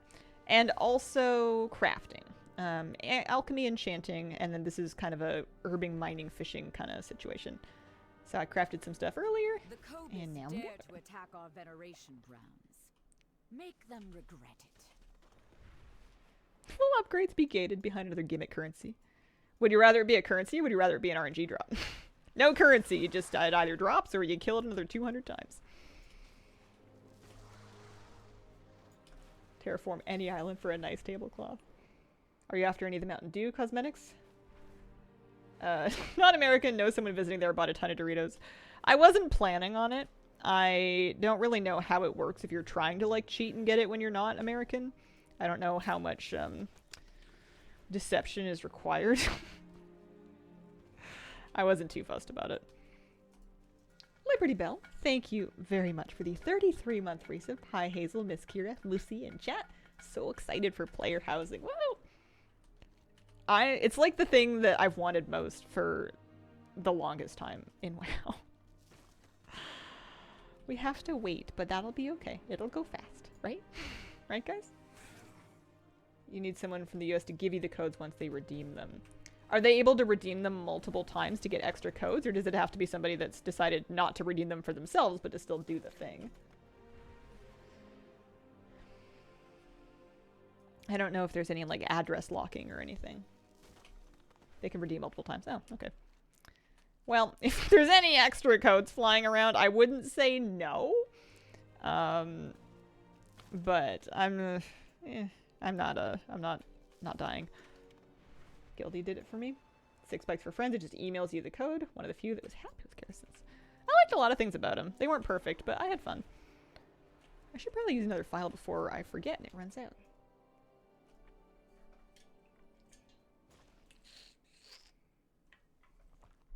I don't want to ask any of my friends to do it. They have enough. They have enough going on in their lives. I can't emphasize this enough. I don't really want it that badly. I am apathetic at best. I'm not going to ask anybody to do anything for something that I'm going to be at the most about. We're using another TrueSight file. That's what it was. Milky Way Cupcakes, thank you for the 2-month resub. We've been getting so much WoW content, I feel like player housing time will go by in a blink. Yeah, I agree. There's going to be no lack of stuff to do, for sure. Gosh, the next raid looks really cool. I need to finish the Onsurrect guide because they're going to start raid testing and I cannot be a whole cycle behind. Alright. I remembered to overload, so I just got to find myself a nice Arathor spear or a lore drop or something, and we'll be in business.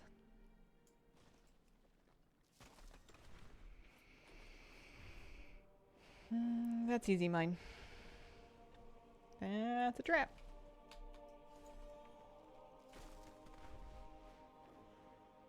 Same with that one.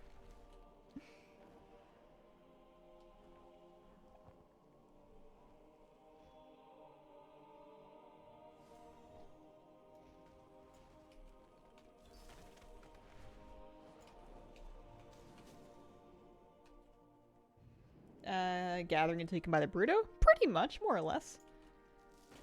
I'm also crafting a few things here and there. And I'm not saying no to getting like 800 gold from a world quest, but... Here, we'll overload this one, because if I'm not overloading easy mines, I need to be overloading something. Oh, this isn't the worst thing you can do. 4 writhing samples, so that's like, what, 80 gold? Yeah. Not bad. This gold account is my gathering tracker. That's tracking how much gold I've made from gathering today in my session. It shows my total amount and then what it translates to in terms of gold per hour since I started my session. I haven't been gathering that long. We've been going for less than an hour, which is why the left number is smaller than the right number. Did you film your reaction? Did you watch it off stream? No, I streamed it, and I cut the reaction into a short form video, and I put it on Instagram, TikTok, and YouTube on my VODs channel. So, same video on any platform. I was so excited. I was actually really surprised. I'd watched the whole direct with kind of an attitude of like, well, I don't know what they're going to do. It'll be fine. I don't know. I don't think they can make me care. You should tap the deposit before overloading. Get the ore and the mob that spawns. Smart. I didn't know you could overload weeping deposits or after you've mined it. I know you can do that for easy mine, but somebody told me it didn't work for other ones, but I didn't test it for myself. This one's wed.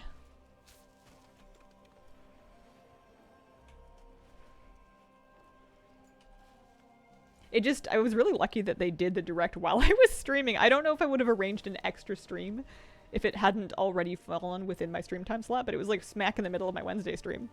Like, yeah, okay. I can do this.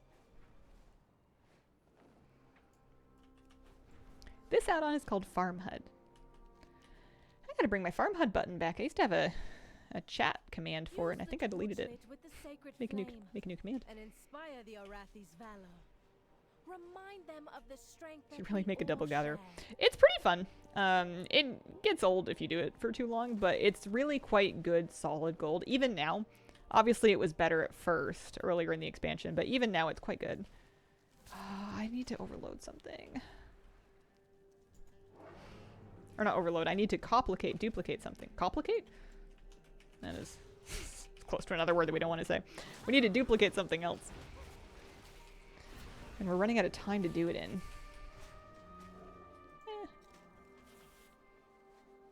A new command? I'll do it. I'll do it sometime. I like doing them in my own words. What's your thoughts of 11.1? Happy goblins get a moment, not fussed about a whole patch for the aesthetic.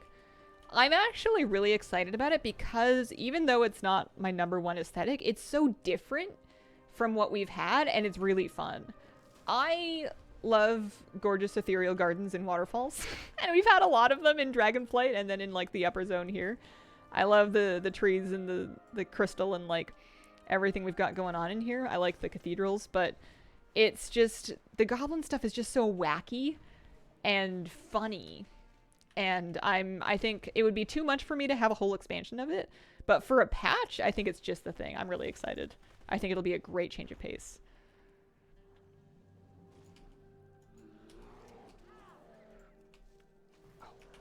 I need to duplicate the Zerathor spear.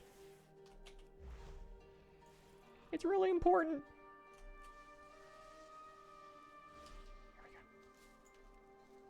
We did it. We got value. Excited for some grease monkey goblin aesthetics. Yeah, it's not super easy to get acuity, but you don't need a ton of it. I think there's still knowledge points that I haven't bought for acuity because actually I'm sitting on 630 of them. You do get it over time. But yeah, there's no crafting orders or anything. It is nice and easy to do the weeklies though. It's pretty straightforward. You just kind of pick up your quests and you go gather and then happy birthday. He did it.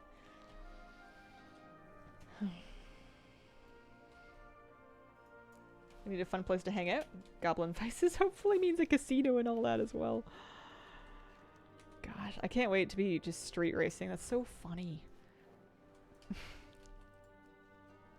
Work on my Bruto map. Do you think this is the best way to make gold? This is a really good way because it's reliable and because it's not to shade it or anything, but it's not really skill based. You can do a bad job at this and you're still going to make gold. You're not going to make a bad calculation and lose gold the way that you might with crafting or flipping or something like that.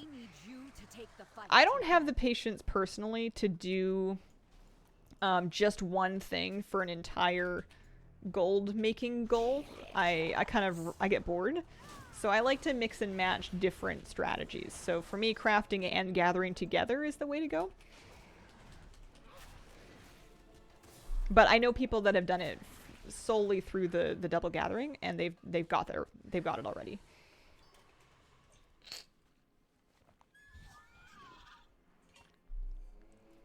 Hope we get street racing world quest. Oh, I hope so.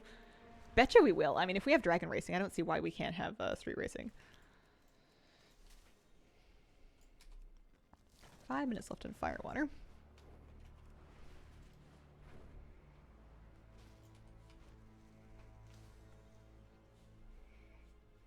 Need for Speed. Undermine. The racing scene is going to be great.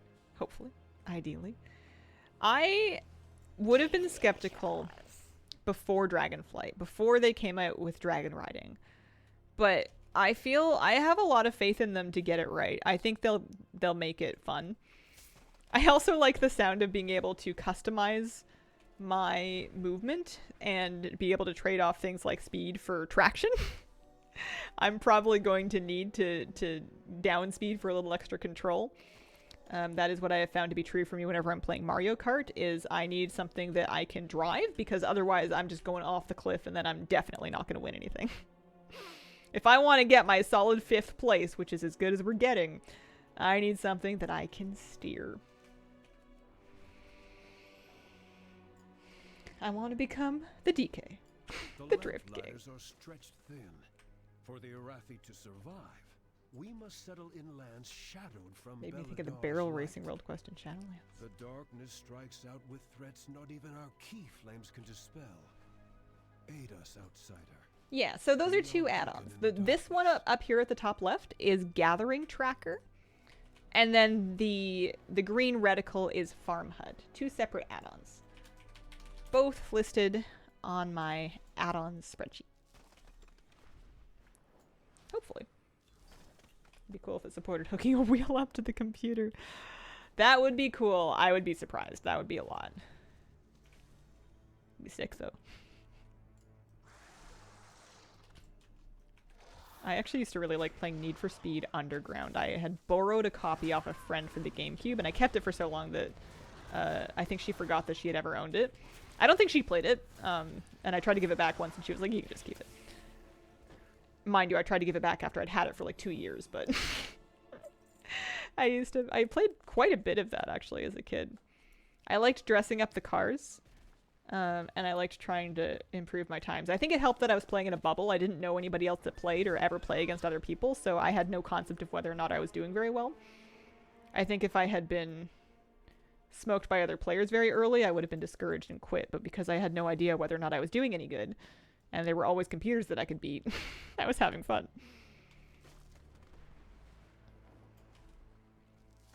No, I don't have it anymore. It was for GameCube. I don't have a GameCube anymore.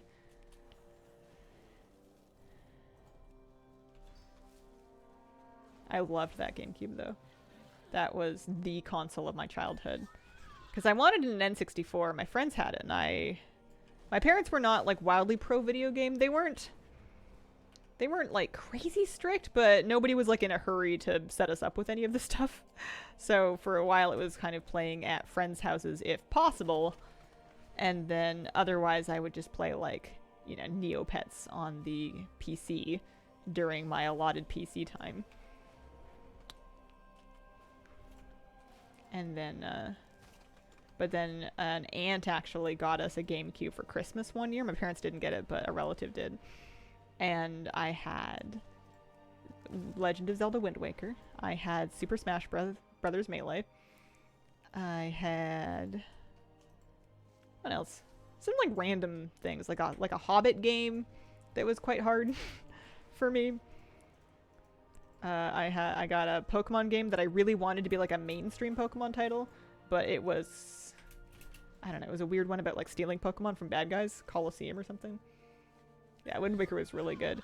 It's really funny to me that I never actually finished it. I played the beginning of that game so many times. I put so many hours into Wind Waker. And whenever I got to the point of the game where you had the tower that floods at the bottom, I would get a little bit farther and then I would quit. And like that was as far as I ever really made it. And later in my life, when they re-released Wind Waker for the Wii U, if you remember that, I was working a job. I was a fresh young adult at the time, and I actually bought the Wind Waker version of the Wii U because I worked at a store that sold them. So I managed to get an early copy of it, or not early, but I managed to get like a first wave copy because I was able to set one aside. And I was like, oh yeah, I'm finally going to beat this thing because I'm an adult now. And I once again did the exact same thing. I played the game. I played the beginning of the game. I got to that point and I was like, oh man, I'm busy now. Look at me playing World of Warcraft, because by then I was already playing WoW. I don't know if the game just gets hard at that point or what. I don't know how far in that is. It always felt very far because you've done quite a few things by that point, but I never finished it. To this day, I've never finished it. Hear me out. Introduce proximity voice chat servers with no chat box for communicating. Let's just have Rust. having a race that went 6 laps, and a lap was like 2 minute 30 per. Missed a turn in the 6th round at the end. Lost. Never played that game again. Also, visited my cousins, got into WoW at a grandparents, turned a character on my cousin's account. Twilight Princess, on the other hand, replayed so many times. My Pokemon games got played through to the end. Not, like, completed in terms of, like, catching them all or anything, because that was always very hard and sometimes required trading. But I would always do the story all the way to the end. And then I would usually do some of the post-game as well. Not always. But I would make a point to at least get credits. But yeah, Zelda, not so much. I was so excited when they finally started putting out like full main entry Pokemon games onto the Switch, because it, as a kid, was my dream to play those things on a TV with a real controller as opposed to just like a little Game Boy screen. And it was fun, and it scratched the itch, but like I think I was already a little too past them. Go-to gold-making strat. I like enchanting. I like alchemy. I used to do auction house flipping. I haven't really tried recently. This is just double gathering. This is pretty reliable. I'm doing about 32k gold per hour with mining and herbing. And a tiny little bit of fishing. I need to remember to keep an eye out for something to duplicate here. See, this is the problem with it, is that I always forget. Also, I think my fire water expired. There we go. I don't know if I will ever feel as good as I did when I got Pokemon Diamond on my DS for Christmas. I was so happy. I remember it so well.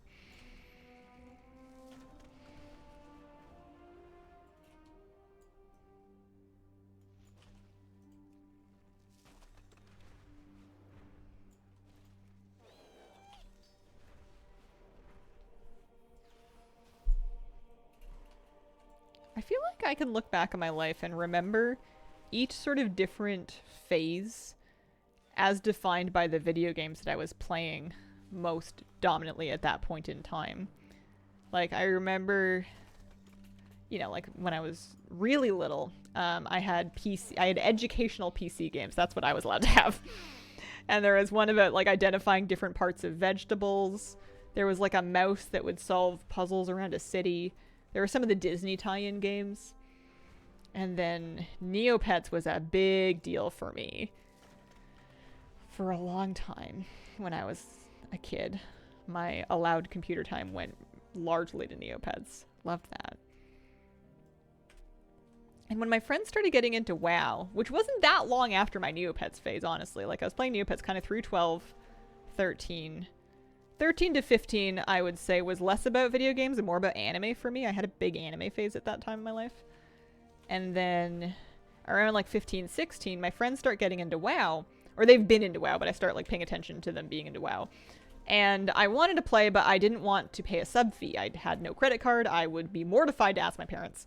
So, and I didn't even have a job. So I was like, I'm going to find a free way to play something like this. I'm going to find my own MMO that's free. And I like found a free Asian MMO online that I could play. And it was super grindy. And I played that for a while. Until I eventually managed to get onto WoW. I did play Gaia Online. It was sketchy. Is the main thing I remember from the people I met and the conversations I had on Gaia Online was that I would not do that again, knowing what I know now.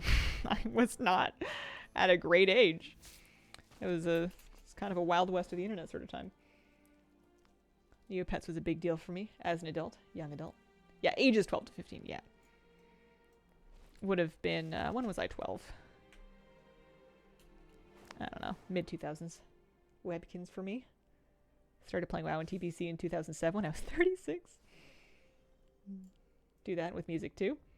Oh yeah, absolutely. People would ask ASL and you would tell them.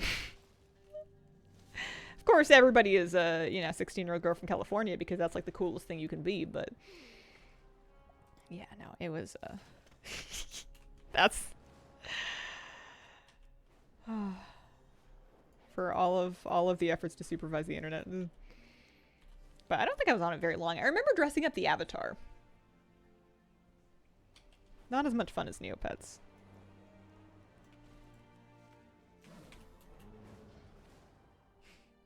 The Cobus dare to attack our veneration grounds. So jealous over how many webkins other people I knew had. I was not allowed many.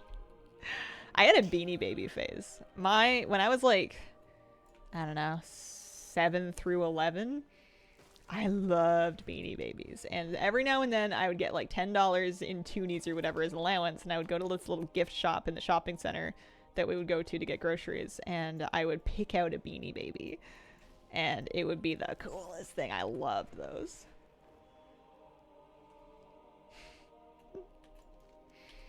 I think that's part of what my adult Squishmallows resurgence was about, was me just kind of recapturing that magic of getting a new Beanie Baby when I was a kid. Worked surprisingly well. My mom worked at a Hallmark store. I have way too many Beanie Babies. I think I was lucky that nobody in my life was trying to use them as an investment. It was not important to anybody that they remain in mint condition or with tags on, because I know there was like a big Beanie Baby craze of people investing in Beanie Babies, and I'm sure a few of them are valuable, but like most people busted on that. But I just wanted to play with mine, and I got to. I was able to take the tags off if I wanted to. Mostly I left the tags on, but they just got very beat up. I don't have any of them anymore. That was my mom. I started thrifting Beanie Babies to heal my inner child. That's fantastic. Speaking of Squishmallows. Come here, Jerome.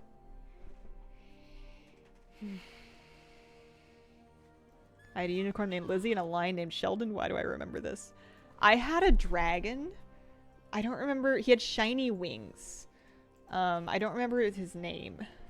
But that's the one that kind of comes to mind, is I had a little dragon. She would drag us along to Beanie Baby conventions.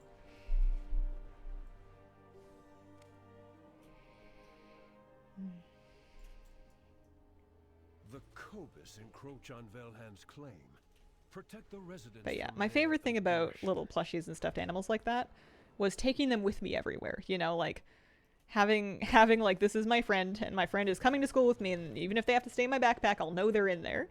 And, you know, you'd sleep with them in bed, or you would like move them around. I would like take it outside with me to the treehouse to go like read comic books or something. And by comic books, I mean Archie comics, because those are the ones that I had. I even did a little bit of that as an adult when I first started driving on my own out here. I would bring a plushie with me. I would take a squish with me in the car when I was driving, and I would sit it in the passenger seat and be like, all right, buckle up, we're going. Although I wouldn't actually buckle it up, but it was just nice to feel like I had a friend in the car. Tamagotchi era. I think I had one, or maybe a knockoff. My friends were more into it than I was, I think. I think I really wanted one, and then I got bored of it pretty quickly. Team Jughead. You didn't buckle them up? I think there was some reason why I wouldn't buckle them up. Something about the car and the weight, and I don't know. My Squishmallows are safe, though. It is Bellador time. Oh, good call, good call. Alright, it is south this way. I wonder if I'll make it. Oh, it's only 11:01. We might make it. Worth a try. The add-on is called Farm HUD, and I'm staying mounted while gathering because of my profession specialization points. There are traits for both mining and herb that let you do that. Use the torchlit with the sacred flame. Oh, thanks, Inspire Skeleton. the Arathi's valor. Have you ever done a deep dive into Remind them Archie's of the music? Way strength better than they that need to we be. all I share. haven't. I remember when I started watching Riverdale, though, because I thought it was going to be like a faithful recreation of some of the stories and characters. And I watched the first season of Riverdale, and I'm like, what is happening? Oh, incredible to me that literally the whole world can turn purple. Yeah, no, it didn't really track until you said something, so I'm glad you pointed it out. I didn't notice. Things our brains do. My mom got our gold in his own Beanie Baby. Nuts the squirrel. Oh. I had like a little wooden crib that was like a doll-sized crib and a little blanket that was knit for it, and I would wrap, like I would pick a Beanie Baby to like put to bed in the crib.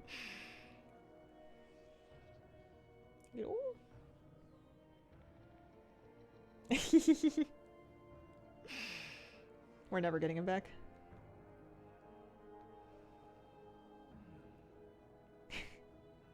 My partner's fishing and he's like, I just saw a salmon jump. I'm gonna go try over where I saw it. It's like, alright.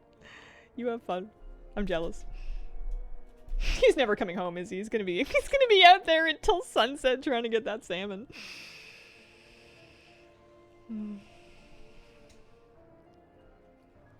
Gave up on Riverdale quickly because no one seemed to be enjoying any part of their lives on it. Look at all these people waiting. Isn't that nice?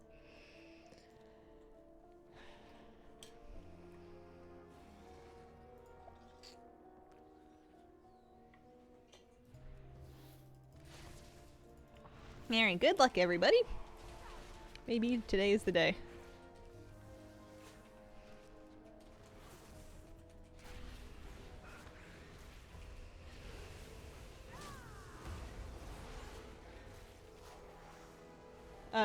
I watched the first season of Riverdale a long time ago.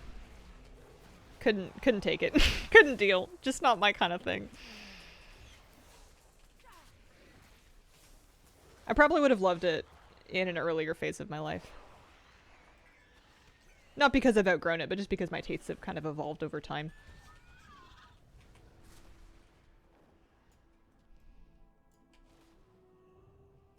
What is this monster you're fighting? That is Belladar, who refused once again to give me his mount.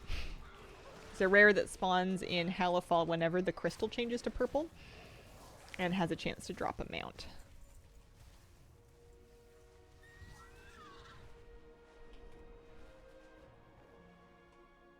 What was the other one? I think I also tried watching the first season of Sabrina, the Teenage Witch, and it kind of had the same...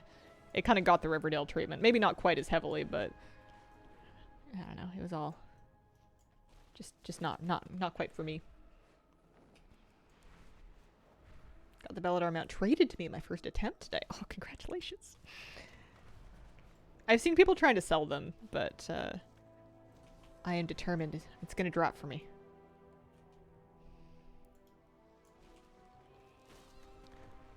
Ooh, you know what I'm actually really excited to watch is they just put out a second season of Sprint on Netflix, and I'm really stoked. I've got that on my list. I loved the first season. It was so fun. It's like a reality / docuseries, you know, athletic thing where they follow sprinting athletes, like short distance sprinters. And they show some people from Jamaica, and they show some of the Americans. There's this one guy from England who freaking loves flight simulator games, and that's the only thing I remember about him. I think it was Zarnell Hughes. He also runs very fast, but when he's not running fast, my man loves him a flight sim. That was adorable. He just looked so dorky in that scene. It was the best thing ever.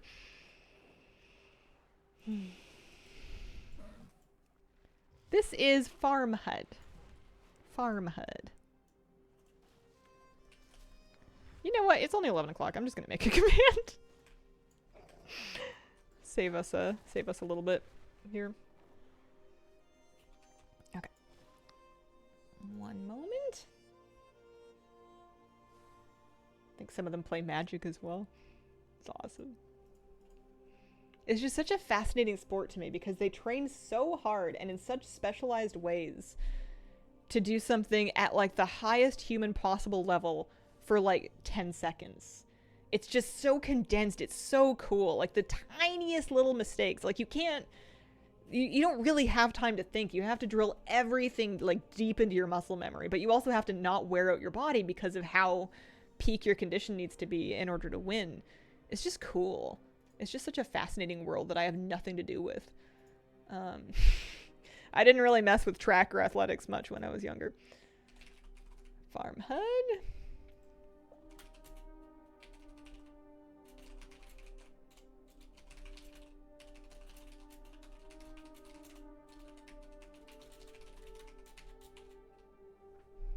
And then let's get a little Farm HUD link.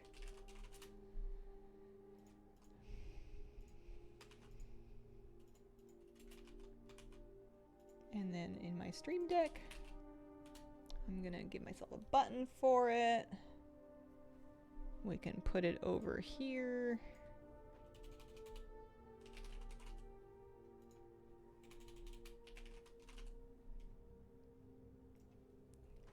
See if that works. There you go.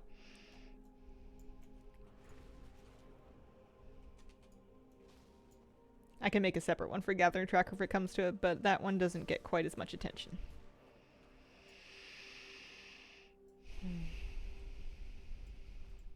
A little bit hungry. When I lived alone, I had a little teeny, like 4.5 inch nonstick fry pan, and I would use it to make myself one egg. And it was like the best thing if you wanted one sunny side up egg, which is all I ever really wanted. And I don't know why I didn't keep it. I should have kept it. Whenever I make myself breakfast now, I'm like, I only want one. And I was like trying to look around to see what it would cost me to find another one. Because I remember I got that one like really cheap at Target or something random. But there, I could get one, but it would be like 30 bucks. And I feel like everything is 30 bucks. And I don't need it. Saving money, etc. Project hashtag live in the woods. As a Tumblr girly, I always wanted to watch Supernatural, but the second episode traumatized me. So your egg looks like Kira in that bed. It does. And the problem with the larger pan, it's not that it's harder to clean or anything.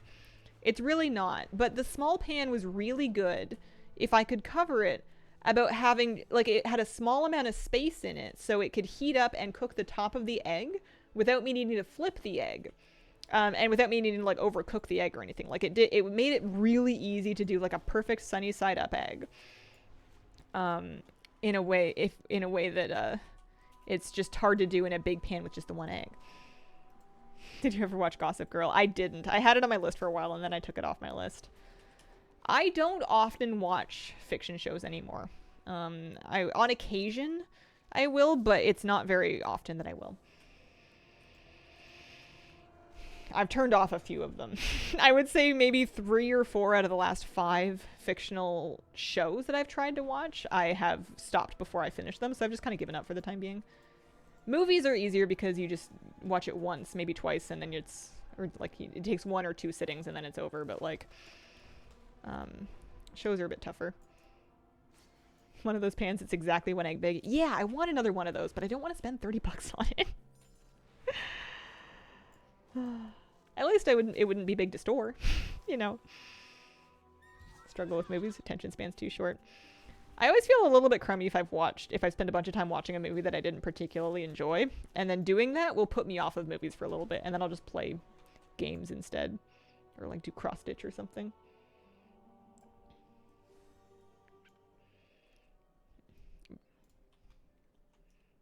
But I like documentaries and documentary sort of related content.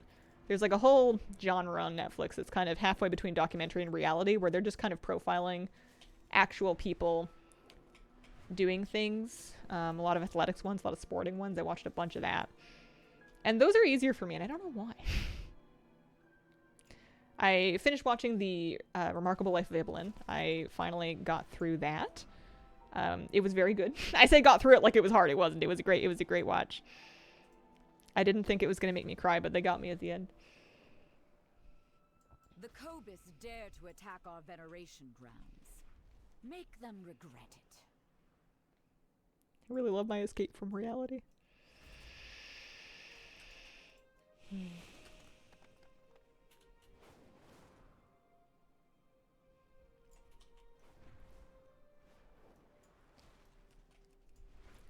It was a cool one to watch, not only because of how moving the story is, but because of how the story of, like, the guild is...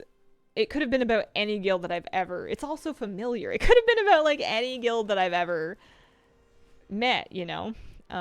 It's such a universal experience.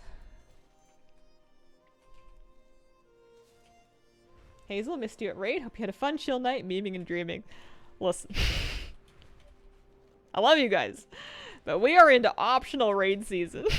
There is no longer an expectation for anybody to show up. The reason I went last week was because I got confused and I thought it was mandatory. And I like hanging out, but I'm pretty much done all the raiding that I want to do for this season. I hope you guys had a fun time. I would not hold your breath for my attendance next week, though. I feel bad, but not that bad. I played Hearthstone Battlegrounds too, which required me to go online on BNet, and I'm like, my friends are going to see that I'm not even out or anything. I can't even say I like went to the movies. I'm literally home gaming, just not that game. Specific area where blood pools spawn. Could be the whole zone. If nobody is fishing the other pools, you can get to a point where the zone is full of non-blood pools. And if you really wanted to force spawns, then you have to start fishing out the other ones. But I never bother with that. I can just herb in the meantime. Me showing up late to raid. I'm sorry I'm late. I didn't want to be here. I love raiding, but I have a limited amount of it that I'm willing to do in a season before I get very much not wanting to do it anymore. I get really excited for the beginning of every tier, and we're doing it, and it's great, and then I get really excited every tier when it's time for a break. I like break time. It's the rise and fall, the give and take. I've been hiccuping for the last 20,000 years. Oh, I'm sorry, that really sucks. I hate that. I hate hiccups. They hurt.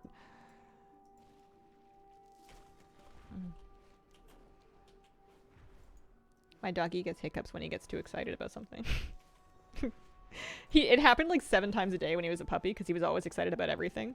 But anytime he gets like a little bit emotionally overwhelmed, he just like internalizes it into hiccups.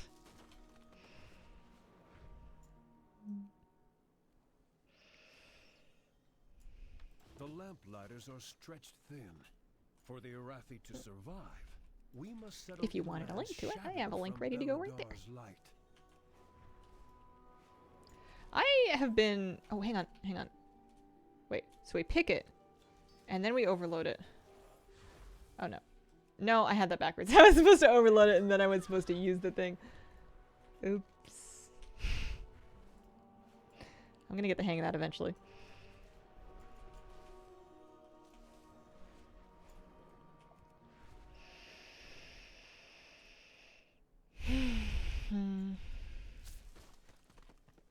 If I ever move away from my yoga studio, I'm gonna have to start doing yoga streams just so I feel like I have a tiny bit of accountability to do a yoga practice, because I don't want to quit, but it's really hard for me to keep something like that up just alone at home. Even if nobody watched the stream, just knowing that I said that I would put it on stream might make me do it. I'd join. It would be boring. It would be like an hour to an hour and a half of just silent yoga, but it would be cool if anybody wanted to like either do their own exercise along at home, or do, you know, somebody's just trying to like clean their kitchen, or be like kind of a body doubling space of, here, come do the productive thing that you know is good for you that you've been putting off. Still there, you can overload after picking. Oops. Just open your own studio. I don't think I would ever be a yoga teacher. Sounds fun. Down to copy your moves. I don't know if I would encourage copying moves, just because it's, especially if you've never done some of it before, it's important to have a teacher, even if it's just like an actual instructor on YouTube with a video that has a lot of guidance, talk about how to safely get in and out of things so that you don't injure yourself. Buy a studio, lease out the space, be a yoga landlord. Swami Fat Cat. Oh man. If I did that, I would probably have a couple of like beginner videos on commands for if people wanted to kind of get started and they wanted something to follow along with. Because I wouldn't be able to provide any help. I'm not even doing anything right. I'm just kind of doing my best. And I'm lucky to have teachers that help me every day by yelling at me when I do it wrong.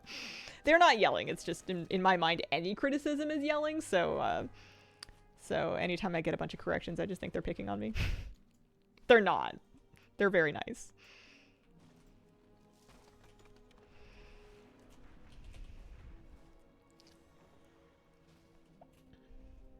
But if I moved to the woods, I would probably not be able to get to a real studio to practice very often. So it would be nice to be able to set up like an actual practice space at home. Because right now, I put my mat in my hallway where it's barely wide enough. In my wide-legged forward folds, where I can't even get my arms, like my arms hit the wall when I'm trying to like put them over behind my back. I can't put them as far forward as I can because there's no room. I have to like duck around the wall whenever I'm folding over from the side.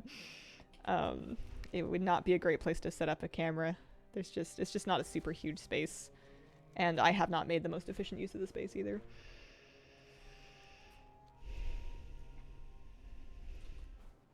How are we doing? About 11:15. We're hovering around the 30k per hour mark. Could do a little better. Chastising you when you don't want to learn. I'm gonna have to. I still haven't even gone to that advanced class. I couldn't do it this week because of the Warcraft Direct. And I can't go. It's gonna be a moon day. And then maybe next week. But by then, yeah, maybe next week. I should just go. What's the worst thing that can happen? It's scary. Also, I don't want to drive at that time of day, so I might take the bus. Go on a little adventure. Moon day. Yeah, it's full moon tomorrow. Which means Hazel gets a day off from yoga.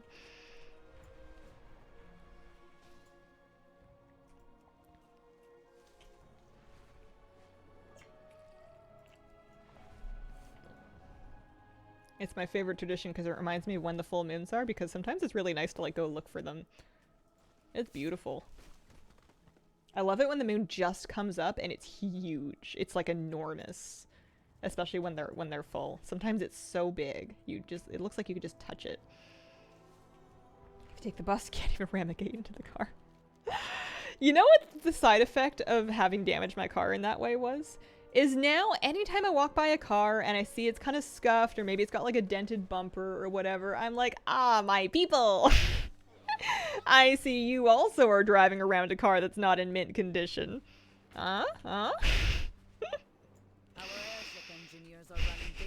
Like, I get happy every time. Recover what tools you can. We're going for a cacao full moon ceremony. I don't know what that is. That sounds lovely. My studio puts on all kinds of moon day events that I've never been to because they usually cost more money. Or so I haven't gone. There's a secret wave to each other. Hit a sign the other day, so I feel that. It just makes me feel a little bit better. Nice to see that other people are also not perfect. Gosh, I was so glad that I damaged my own car. It's kind of empowering because no one's mad at me. You know, that's the scariest thing about that is I was like, oh my gosh, I'm gonna get in so much trouble. And then I'm like, wait, it's my car. No, I'm not. Oops. Like, it sucks that this would be really expensive to fix, and I will probably fix it eventually, but and then it sucked when I found out how expensive it was going to be to fix because that was bananas, but you know, it doesn't affect the way it drives or anything like that, and it's, to me, doesn't look that crazy, so I'm just living with it. It's just a learning experience. Meditation bowls, sounds, oracle cards, and cacao. Oh. Yeah, I'm kind of queen of whenever I park against a curb, scraping my rims on the curb in an effort to get as close to them as possible so that my car is ironically out of the way of collisions. And every time I hear it, I'm like, oh yeah, hot girls. Because I once saw a bumper sticker that said hot girls hit curbs. So now anytime I hit a curb, usually while trying to park against them, I just go, oops, no, sorry, I'm just too hot. Happens. Someone hit my car while they backed out of their driveway and left the scene. Oh, that sucks. Yeah, at least mine was my own fault. I don't have anybody to be mad at. I think that's probably better. It's crazy how much money some bodywork can be depending on where the damage is and what it's like. Something that looks really small can turn out to be a lot of money. Insurance against getting your car stolen. I also said that. It's like, listen, I'm just making it look less attractive to potential car thieves. The same way that not having anything in it makes it look less attractive to break into. Me hitting the sign, hot girl coming through. To be clear, these are jokes that we make about ourselves. It would be not funny if somebody did this to me. I would be not amused. But it's, you know, it's some jokes, it kind of matters where it comes from. I don't think I think you guys all understand that, but just in case anybody needed to hear it. All right, round 3 at overloading an herb and trying to remember to duplicate another one. used to say that about my car when it was a total mess inside. Theft deterrent. Oh, thanks, Finrail. I'm so happy that I know I'm just reusing the same ones, but like I'm happy that I have Annie stories. I was thinking about it this morning on my drive, and I was like, I am living my life. That's kind of awesome. For a long time, I didn't do very many things. My stories would be about maybe, well, I had hobbies. I guess it's not that I didn't do anything. I really leaned into my hobbies. I had my tea and my houseplants. I had my aquariums and my fish. I had gaming. I made content. It's not that I didn't do anything, but I wasn't getting out and doing things. I wasn't doing anything in any kind of proximity to other people aside from maybe browsing the aquarium store. And it's cool to feel like I'm living a little, you know? It's not that all of the living is good. Yeah, some of the life things suck, like a lot, but I'm glad they're happening because it means that I'm alive.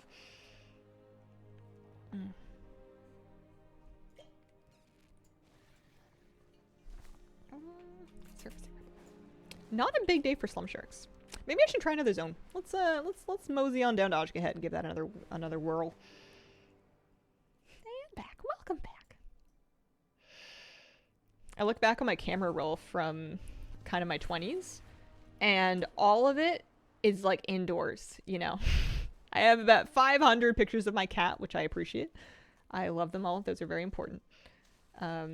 And like of the dog that I used to have, and of things that I would bake and nail art that I would do, and like all of these inside hobbies. And I loved those things, and it was fun. I'm glad I did them, and I'm glad I have memories of them. But I'm really stricken by how inside I was. I never really super connected with a community there, and aside from just like my online friends that I still have. And it really feels so different living somewhere where, don't get me wrong, I'm not really all that connected. I'm not like, I mean, I guess my family's here. Like I'll have meals and visits with like my mom and my sister and my nephew and stuff. And that's like a huge difference too. That's pretty crazy. It just feels so much better to be, I don't know, independent and in a place where I'm doing stuff. Even if it's hitting things with my car. It's just my starter car. I just skipped the beater phase. You know, a lot of kids when they get their first car, they get some piece of absolute junk and they scrape that into curbs for a few years. And then they get their nicer car when they're ready for it. And I just kind of did things in a wonky order. Didn't meet as many people when you had Joker. People would ask about him, but basically all those interactions were, oh, hey, what kind of dog is that? Because they'd be like, why is this husky tiny? A lot of people had never seen a Klekai before. Or you would get a Klekai enjoyer being like, oh, hey, is that a Klekai? And I would go, yes. And they would go, I was right. I'm like, yes, you were. Good job.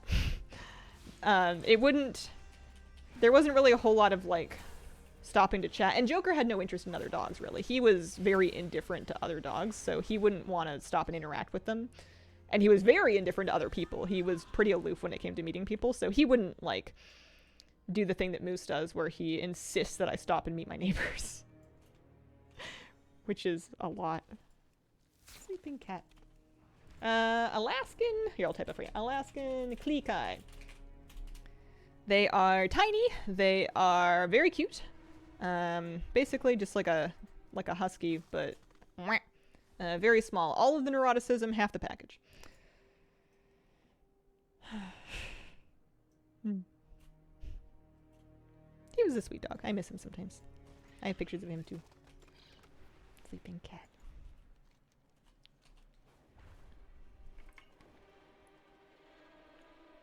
We used to go on great walks. We would walk a lot every day. We would do big walks too. Sometimes I would want to get out of the house and I would just like take him out for like 4 hours, 5 hours, and I would take my phone, I would like play Pokemon Go, and I would trek all over. I would do like 10, 12 kilometers. And I would just, you know, put some miles on that dog because he was impossible to tire out. I don't know if I ever saw him like poop out on a walk. That dog could go forever. And the more exercise he got, the less wound up he was. So it was nice to be able to kind of tire him out sometimes so that he could like actually relax, because it was very hard for him to relax. He was a very anxious dog. Yeah, more anxiety per kilo, exactly. Joker had a very dense anxiety per kilo. which I relate to. I understand. I confused a dog earlier. My morning bike ride took me past a dog park, and a dog ran up to the fence to growl and bark, so I started growling back, and it didn't know what to do. Like, wait, I was gonna do that. Some of the neighborhoods I walk through, I've gotten to know the dogs that live at the different places, so I'll know their names. And some of them are kind of territorial, so they'll bark at you if you're walking by, especially if you're walking by with a dog. But what they'll do is they'll be barking, and I'll just be like, "Hey, Finley," and they'll be like, "Huh? Oh, hey, it's you." Like, they just, once they realize that they know me and that I know their name, they're like, "Oh, yeah, all right, fine, cool. Hey, what's up? How's Moose?" But they come in like super hot. It's very funny, especially if it's like a fence that they can't see through, because I'll just be like, "Oh, hey, how you doing? What's up, Porky?" I love all the dogs. That's my favorite thing about having a puppy, is getting to meet all the other dogs that want to meet dogs. And I love all of them. We met a puppy that was like kind of another mix, kind of like Moosey, but that was only 6 months old. And oh my god, it was so cute. I wanted to pet it, but it was more interested in playing with my dog, so we just did that. Fence means safety, to get braver. Yeah. Listen, they got a job to do. Take it very seriously. I wonder if Moose would have been like that if we'd had a fence. He's not very barky. He only barks if he really means it. He's not a big woofer. But he's never really had like a fence to watch on, and if he does see someone like lingering outside of like a window, he will like if you can see somebody on like the walkway, it's no good. He will get concerned, and then he will start to fire up the internal furnaces that generate the almighty woof. He has to kind of like incubate it like dragon fire in his belly. I love him so much. Dogs that snarl and fight, blocked by a gate. You open the gate, don't know what to do. Yeah, there's plenty of different instances of dogs with like really situational behavior like that. Like, some dogs are very aggressive on leash, and if they're off leash, they're not like that at all. It's just because of the specific situation of the leash, or like the fence thing. You know, very situational. What have I upset? What have I got in trouble with here? I think I might have hit the bugs. I should fly the river and see if I can find any. Where am I? I made it all the way down here. I should fly the river and see if I can find any blood pools. Gosh, I watched a couple of videos yesterday that were just dogs eating foods. There's like I guess it must be a viral one of like a couple German Shepherds. Jade Disabled GSD, I think. And they're just sitting at a table, and their people are like offering them different foods to see whether or not they'll eat it. And it's different things from like, you know, like eggs and meat and shrimp, and then they'll do like different fruits and vegetables and stuff just to see what the dog's reactions are. And there's like a couple different ones, and one of them is an absolute garbage can. They will eat anything, almost anything. The middle one's like really picky and just kind of wants like meat and fish and eggs. And then they got a baby puppy in one of them, and I think there's now another baby because I watched way too many of these, but like they got a baby puppy that was like, "I will try everything, but I will not eat shellfish." And it will eat fish, it will eat sardines, but when offered shrimp, crabs, and oysters, it will not touch them. And the other two dogs are looking at this puppy like, "Are you crazy? Give me that, I'll eat it." And it's just so funny how specific individual dogs' tastes are. Yeah, I think in the most recent video I saw 4, which is like a crazy amount of German Shepherds to have. I don't know how they live their lives. Dog mukbang. It was like a dog mukbang. And Joker, Moose, I was just thinking about Joker. Moose was watching it with me. He was sitting on the couch, like watching the screen. He likes to watch TV if there's animals on it. Watching it late today, had to comment on the announcement of player housing coming. I'm really excited. I was so surprised. Also, I hope you're having a lovely day. And go placidly. Thank you for the... Hang on. I'm getting my wires crossed here. B2K Killer had a brand new Prime sub. Thank you. And go placidly's commenting on the housing. They listened. I feel like they've wanted to for a long time, but they had to find the resources and the moment and the technology to do it justice. That's what I'm hoping. I'm hoping that they waited this long so they can do it right. Of course, doing it right is going to mean different things to a million different people, but, you know, as long as they do it right according to me.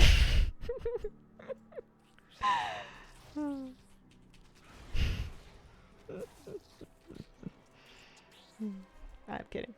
I will play whatever it is. Does Moose go nuts at doorbells? No, but I think that's because nobody ever rings our doorbell.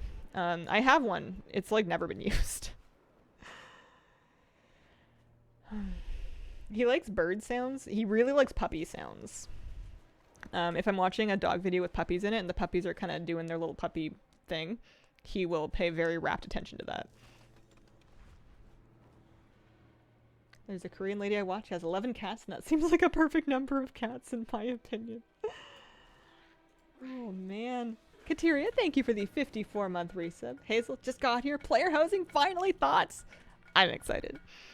I am dying to know more, but I know they're probably not going to tell us more for a long time, so I'm just kind of making my peace with that. I'm trying to be patient. I'm trying to not worry too much about what it is or isn't going to be, how it is or isn't going to be set up, or where, or how much gold, or if there's gold, or if there's money. I'm trying not to worry about any of it. I'm trying to just be happy.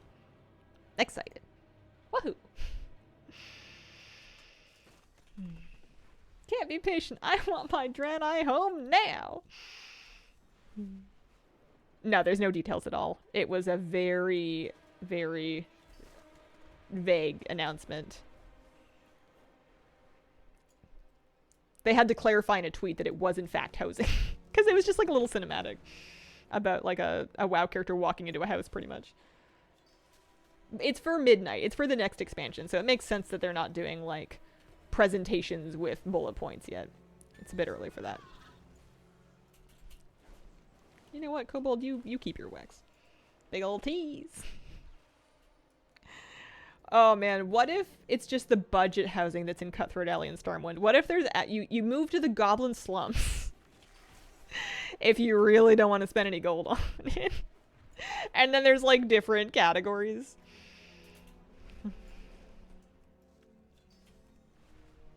Early to tease an announcement of the thing they will release in 1.5 years. It is. I think it's very calculated, and I think there's a couple of different reasons that they might have announced it so early. It's pretty much the only thing that I think would have generated this amount of hype. And by announcing that they're working on it, they can kind of preempt, if they were worried about it leaking, they can kind of get ahead of that and have like a unified, excited moment that they designed to announce that it's going to happen, instead of having the, you know, the rumor engine do it. I was like, I don't want to buy a literal doormat for my actual house. Oh man, I do. That sounds like a great day. I would be on the Better Home and Gardens website reading doormat reviews to try to figure out the best doormat of 2024. I'd be comparing and contrasting features and then getting talked out of each one by one review about, oh man, this doormat started to fall apart. They neglect to mention that they had like an absolute actual bison in their house chewing on it. I was trying to buy... Okay, let me back up this incredibly pointless story. Dishes, right? Gotta use them? You don't gotta use them, but I use them, and then they need washing, so you wash the dishes. What do you need to wash dishes?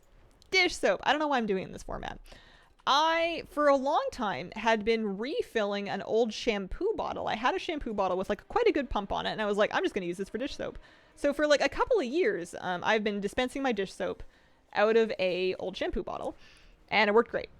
For some reason, I decided I was fancy, and I was cleaning out the cupboard under my sink, and I realized I had an old, nicer looking pump bottle that I'd never used that was like a refillable pump bottle. I'm like, oh, I'm gonna set this up for my dish soap, and that way it will not have to come from a shampoo bottle anymore, and I shall be fancy. And I set it up, and I'm using it, and I realize it leaks, and I'd already recycled the shampoo bottle at this point, so unless I want to buy that same shampoo again, which is kind of overkill because I barely have hair, there's I now was wanting a pump dispenser bottle for dish soap that that I liked, that didn't leak. And then I started browsing options online. And that's a weird, wide world of like people saying, well, this brand is really good ones. And then Oxo Good Grips makes ones, but at $30. And then there's like automated ones, which is...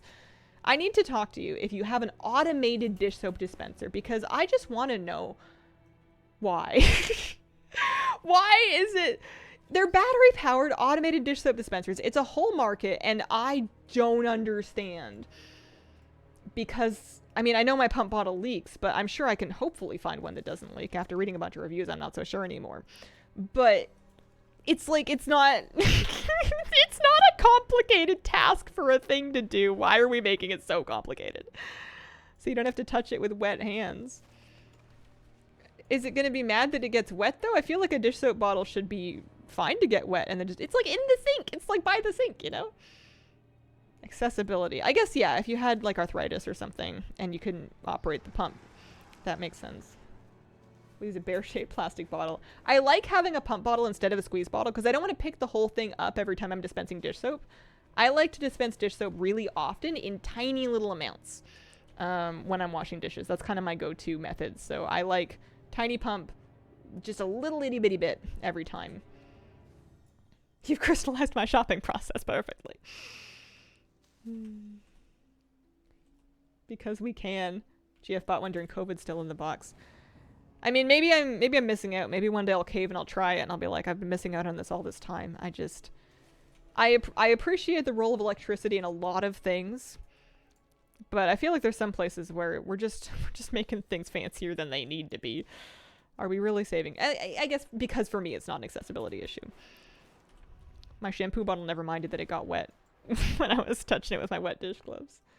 Make mine with Castile soap. Add an essential oil. Maybe I'm crunchy. Dude, if I move to the woods, I'm going to start making bar soap. I'm going to finally accept my mom's old soap making supplies that she's been trying to give to me for ages because I'll have the room for it. And I'm going to just set up and make soap in the woods if I get a place like that. I love a good bar soap. And if I'm making it myself, then I can make it perfect.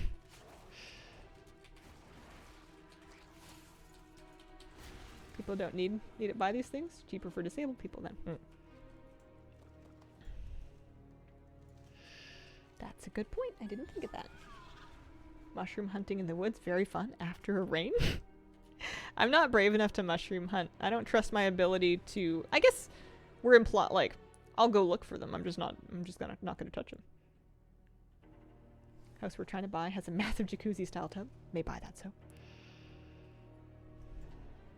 A lot of dish soap dispensing bottles were in sets where there's like, this is the hand soap one and this is the dish soap one.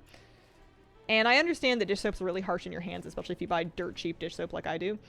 I buy the cheapest possible dish soap that I can get at the store in the largest possible quantity because I've found that it always does a good job at washing the dishes, so why would I spend more money? Maybe for like a nicer scent, but I don't know. That's alright. And I'll usually wash my hands with that, but I'm not washing my hands in the kitchen sink super often. And then we have hand cream we can use if it dries, if it flares up the eczema too much. Because yeah, I use gloves to wash dishes and to like clean the kitchen and stuff. So that saves a lot of hand washing. Just look at them and take pics. Prop to people who eat them, I would be dead. The only mushrooms I can confidently identify are the funky hippie ones who grow everywhere around here. I mean, learning to ID mushrooms would be a really valuable skill to have here, because there's tons of them. And they're good. They're good. I mean, some of them are good eating. But it's just a bit of a high-stakes game.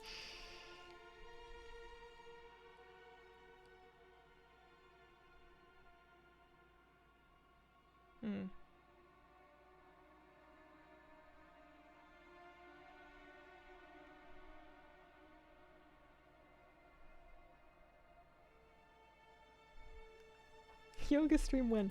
I'm kind of thinking for the next place, and I'm thinking like a maybe. I don't have the room to set it up here. Not without moving an awful lot of furniture. Sounds fun. Learns the difference between a moral and a false moral in real time. I watched a lot of a show called Alone, in which survivalists go try to survive in the woods for however long they can to try to win a cash prize. And they're often like foraging and trying to find things to eat, and sometimes they'll pick up a thing and they'll be like, ah yes, this plant is edible, and the show will edit in white text on the screen that's like, this is actually this other thing and has been traditionally used for thousands of years to as a laxative or whatever it is, right? Like to induce vomiting. And you're just like, oh no. Not again.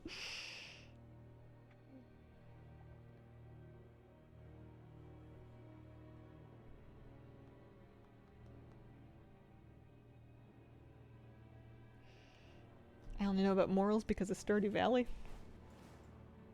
Is that like Naked and Afraid? Maybe? I've never watched any of the other ones because they didn't seem as wholesome. Alone tries to make itself out to be like super scary and hardcore and are they going to get eaten by bears? And then it turns out to be like a more of a fascinating thing about different strategies for bushcrafting and wilderness survival and like different shelters they make and strategies they use to try to get themselves food to live off the land. And then B, everybody on that show that stays for any amount of time seems to go through like a really interesting introspective journey because they're alone. Like the whole point is that there's no camera crew, they're filming themselves. They're completely isolated from people, with the exception of like med checks and stuff, for weeks, if not months.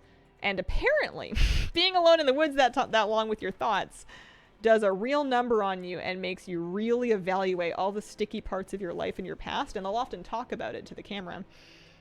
And it's just kind of fascinating hearing the different kinds of insights that different people on different life paths have come up with after that kind of isolation. That's my favorite part of the show. I also love watching people catch fish. And different ways that people go about doing it and like making fish lures, and that's very cool. But it's just like a very human thing.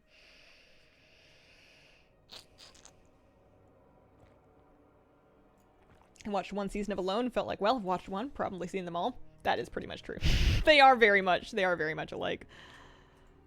They're in different locations though, generally. There's a couple that repeat locations, but they do different, like they've done quite a few different places. Kind of fascinating. They did Patagonia, they did Mongolia. They've done a couple on Vancouver Island where I live, just like a few hours north of me. Those were the hard ones. Those are the early seasons. My TV has a 24/7 fishing channel. It's nifty. I like to imagine that you actually just live in a waterfront cabin and you're talking about like your window. And people just come and fish out the front window. Fishing channel sounds fun. Imagine what you described, but with more insect bites on sensitive areas. I've never watched a fishing competition ever in my life. I have no idea what it's like. Oh gosh, I wish.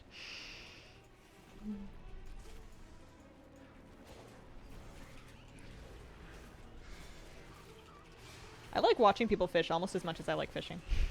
Mostly because they're catching more things than me.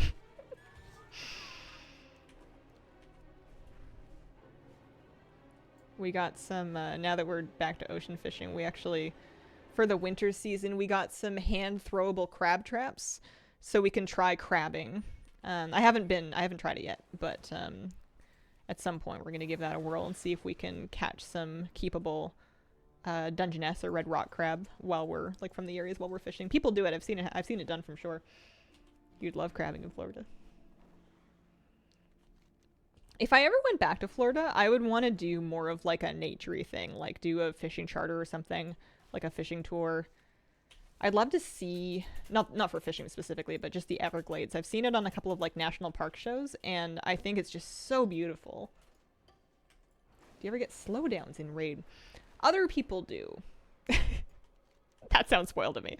They happen to other people. I've heard of them. I have never been afflicted with such a thing. Occasional lag spikes, but nothing too crazy.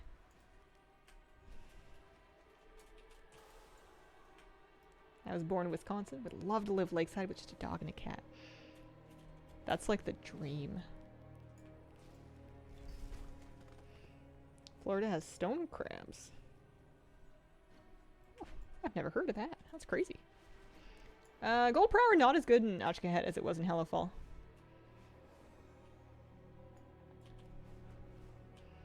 However, we're up to about 55k worth of stuff. It seems like every session that I do, I'm getting approximately 60k gold.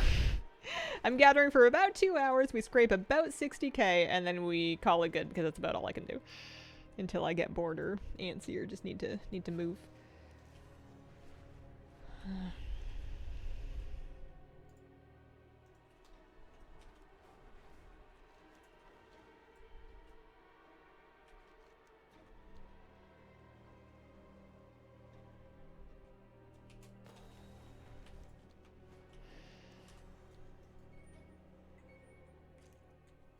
I've seen some terrifying videos of people going mud crabbing where they're basically just people in board shorts reaching their entire mud-covered arms into holes, hoping to find an enormous crab that can pinch off digits. Not really my thing. I love the outdoors. I draw the line at the pinchy fingers. Mud crabs are insane. That is a great thing for other people to do while I stay home.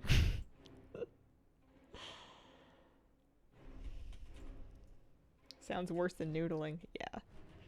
I feel like it's easy enough to injure your hands and fingers fishing without bothering to go provoke angry creatures with large pinchers. You know, like it's easy enough to just like stab yourself with a hook or like burn yourself with some line or whatever. Stick to the fishes. People fish for catfish with their fingers. Yeah, that is braver than me.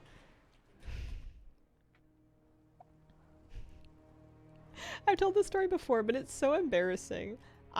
When I'm fishing, especially for trout, catch the most fish when I'm not doing anything. Like when I'm texting someone, getting my tea, using my binoculars to look for a bird, basically doing anything except for fishing. And that's when the fish bite. Which means that everything I'm doing when I'm actually trying to fish and jig or whatever is actively making them not want to mess with me. It's kind of embarrassing. I mean, at the end of the day, a fish is a fish. I'll take a bite any way I can get it. But it's at the point that now if I go trout fishing, I'll set up my line and I'll chuck it in. And I'm not even bobber fishing, by the way. I am using usually a Carolina rig to take some kind of a bait, sometimes power bait, sometimes like the soft baits like the trout worms or whatever. Not so much spinner fishing lately. I haven't had a ton of luck with those recently, but I'll take some kind of bait and I'll jig it along the bottom in the deepest part of the lake I can get to. And they really only want it when I've forgotten that I was fishing. I mean, it's an exaggeration. I have caught fish when I'm trying before, but it's kind of a meme now between my partner and I that most of the time I get bites, it's when I was like, you know, messing with my drink. Do you ever turn over rocks and grab crayfish? It's not really that kind of a space. I'm usually fishing up on like sort of craggier rock. And it's not like right. I mean, it is at the waterfront, but there's not really spots like that at the places that I'm fishing. I would think about it though. We did fish up a crayfish once. That was kind of crazy. It was just like, it was just holding onto a line. It's wild the amount of things you can pull out of a lake just randomly with a fishing hook when you're not trying to. You'd think that it would be like a 1 in a million. I've caught like my own rig that I lost. I've caught hats and shoes and socks and scarves and sunglasses. All manner of trash. Crabs, little crabs, little crayfish, sea cucumbers in the ocean. That's always horrifying because I don't want to touch it. Repeat, cat moved. Good for bait. I don't have it in me to do live bait. I just don't. I have done it before, and it's just not for me. I used to do a worm bin, and I still have the worm bin, but it's just for composting, because I felt too bad for my wormies. Oh, man. Your sea cucumbers are a delicacy. Some of them. Definitely not all the types. Would you ever go magnet fishing? Is that where you just have a magnet and you're just trying to find stuff down there? I'd probably snorkel if I was just looking for treasure.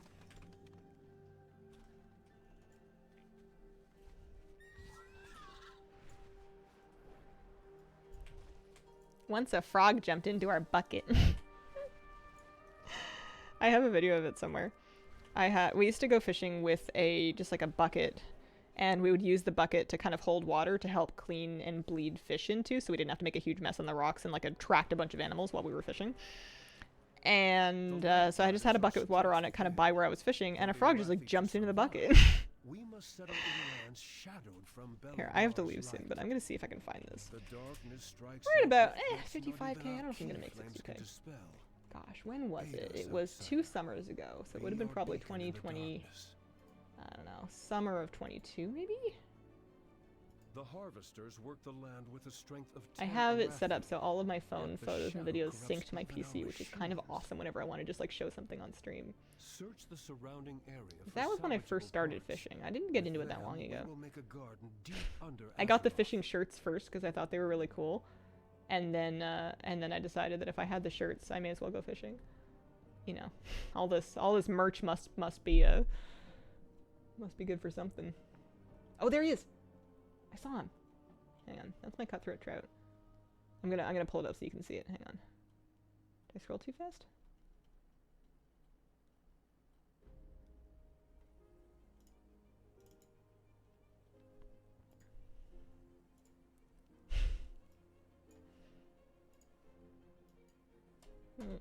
Before I go for the day. But I'll be back tomorrow. Tomorrow is Friday, and I will be streaming again. This was the froggy that jumped in the bucket. I was talking to him. I'll take a little video of him. Bud, you're okay. Oh no. This is not home.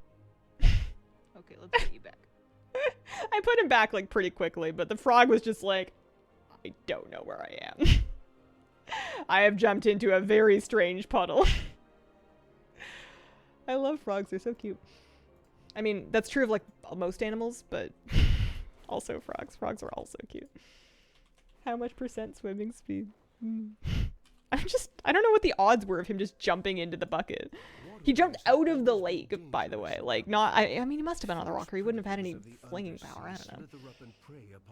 People toss a strong magnet through rivers, put up all kinds of stuff. Use small frogs as bait to catch big frogs because they're vicious cannibals. Oh, man. Oh, speaking of blood. Blood in the water. Let's do one last fishing pool here before we wrap up. If you tried and kiss it, you never know. Oh, I wasn't listening to my sound. I don't know if I got a bite in it or not.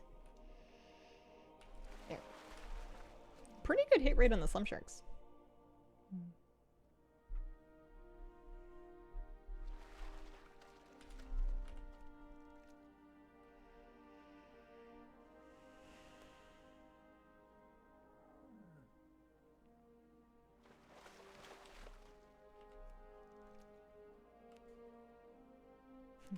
Hi, Icy Lemons.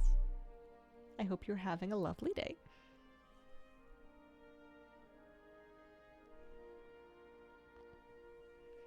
It's a good cat. She's doing alright for right now. She has a lesion that I'm pretty worried about, but it's, maybe she just scratched herself.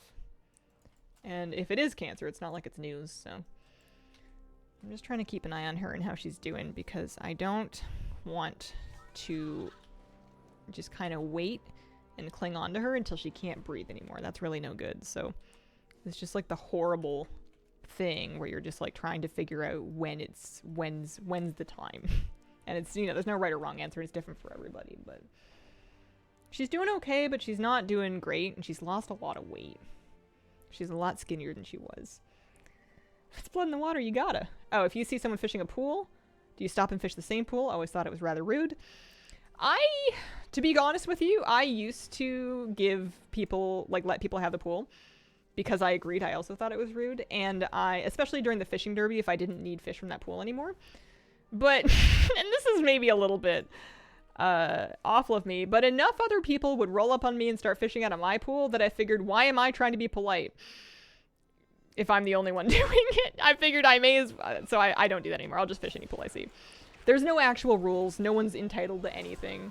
If someone starts fishing the pool that I'm at, I don't love it, but I don't judge them because I would do the same thing. It's just kind of them's the breaks. During fishing derbies, I would invade pools like a pirate. Coming to that conclusion, yeah, it sucks a bit, but there's no sense in being the only person sticking to an honor system.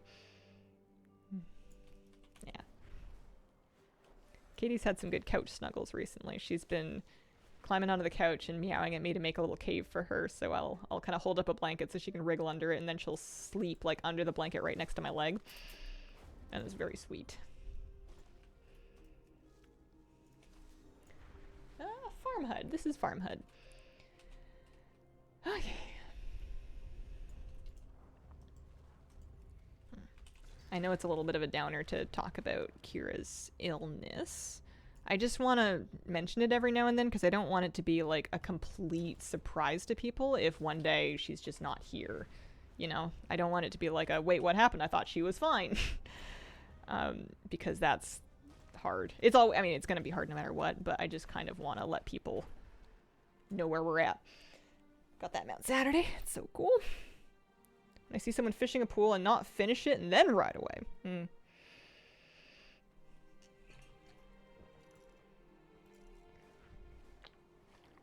Yeah. I do love her very much. There's never going to be another cat quite like her. I'm probably going to have other cats in my life, and I'm going to be mad at all of them for not being her. I think no matter how long I wait and how much closure I manage to find or not find, there's always going to be a little part of me that's going to be like, you're not my cat. I mean, you are my cat, but it's going to have to be different because no one's quite like her. What happened? She has cancer. She has a lung tumor and some other lesions in her lungs. Quite a few folks that have been through the same experience with their pets. Part of the deal. Still worth it. Yeah. She's the only cat I've ever had is the thing. She was my first cat. So I've met lots of other cats, and I've befriended other cats, but it's not quite the same, you know? I don't know if I have the capacity to bond with another cat like this. She was kind of like the one. Hope your day is awesome. Thank you very much.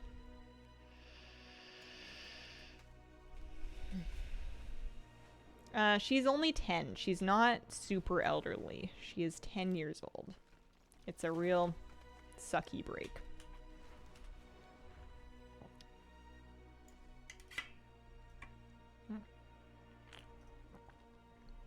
But you know what I can do is I can, before we wrap up the stream, I can go get her one of her favorite treats. And we can do that, and that might even summon Moose back for a cameo. So I think we're going to do that, and then I will wrap up for the day. So I'm going to big screen cat cam, go get her one of her licky treats, and see if she's interested. BRB.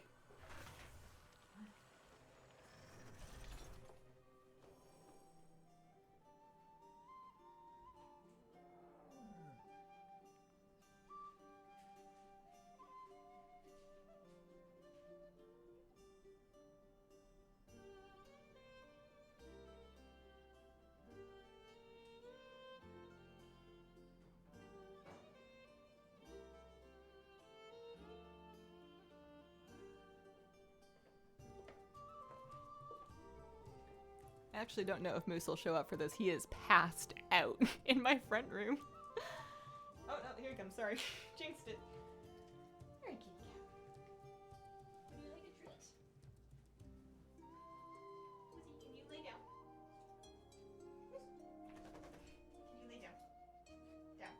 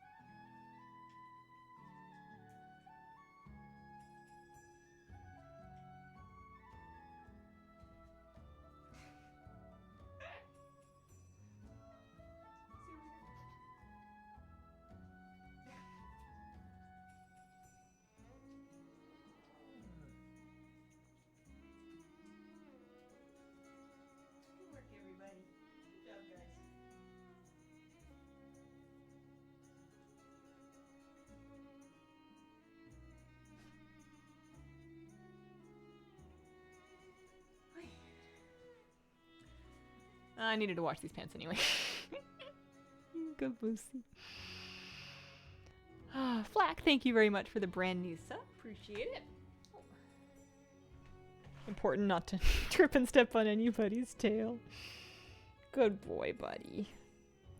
I will be back tomorrow. 9 a.m. Pacific is the plan. I appreciate you guys. Thank you so much for the company, and I hope you have a wonderful, wonderful day.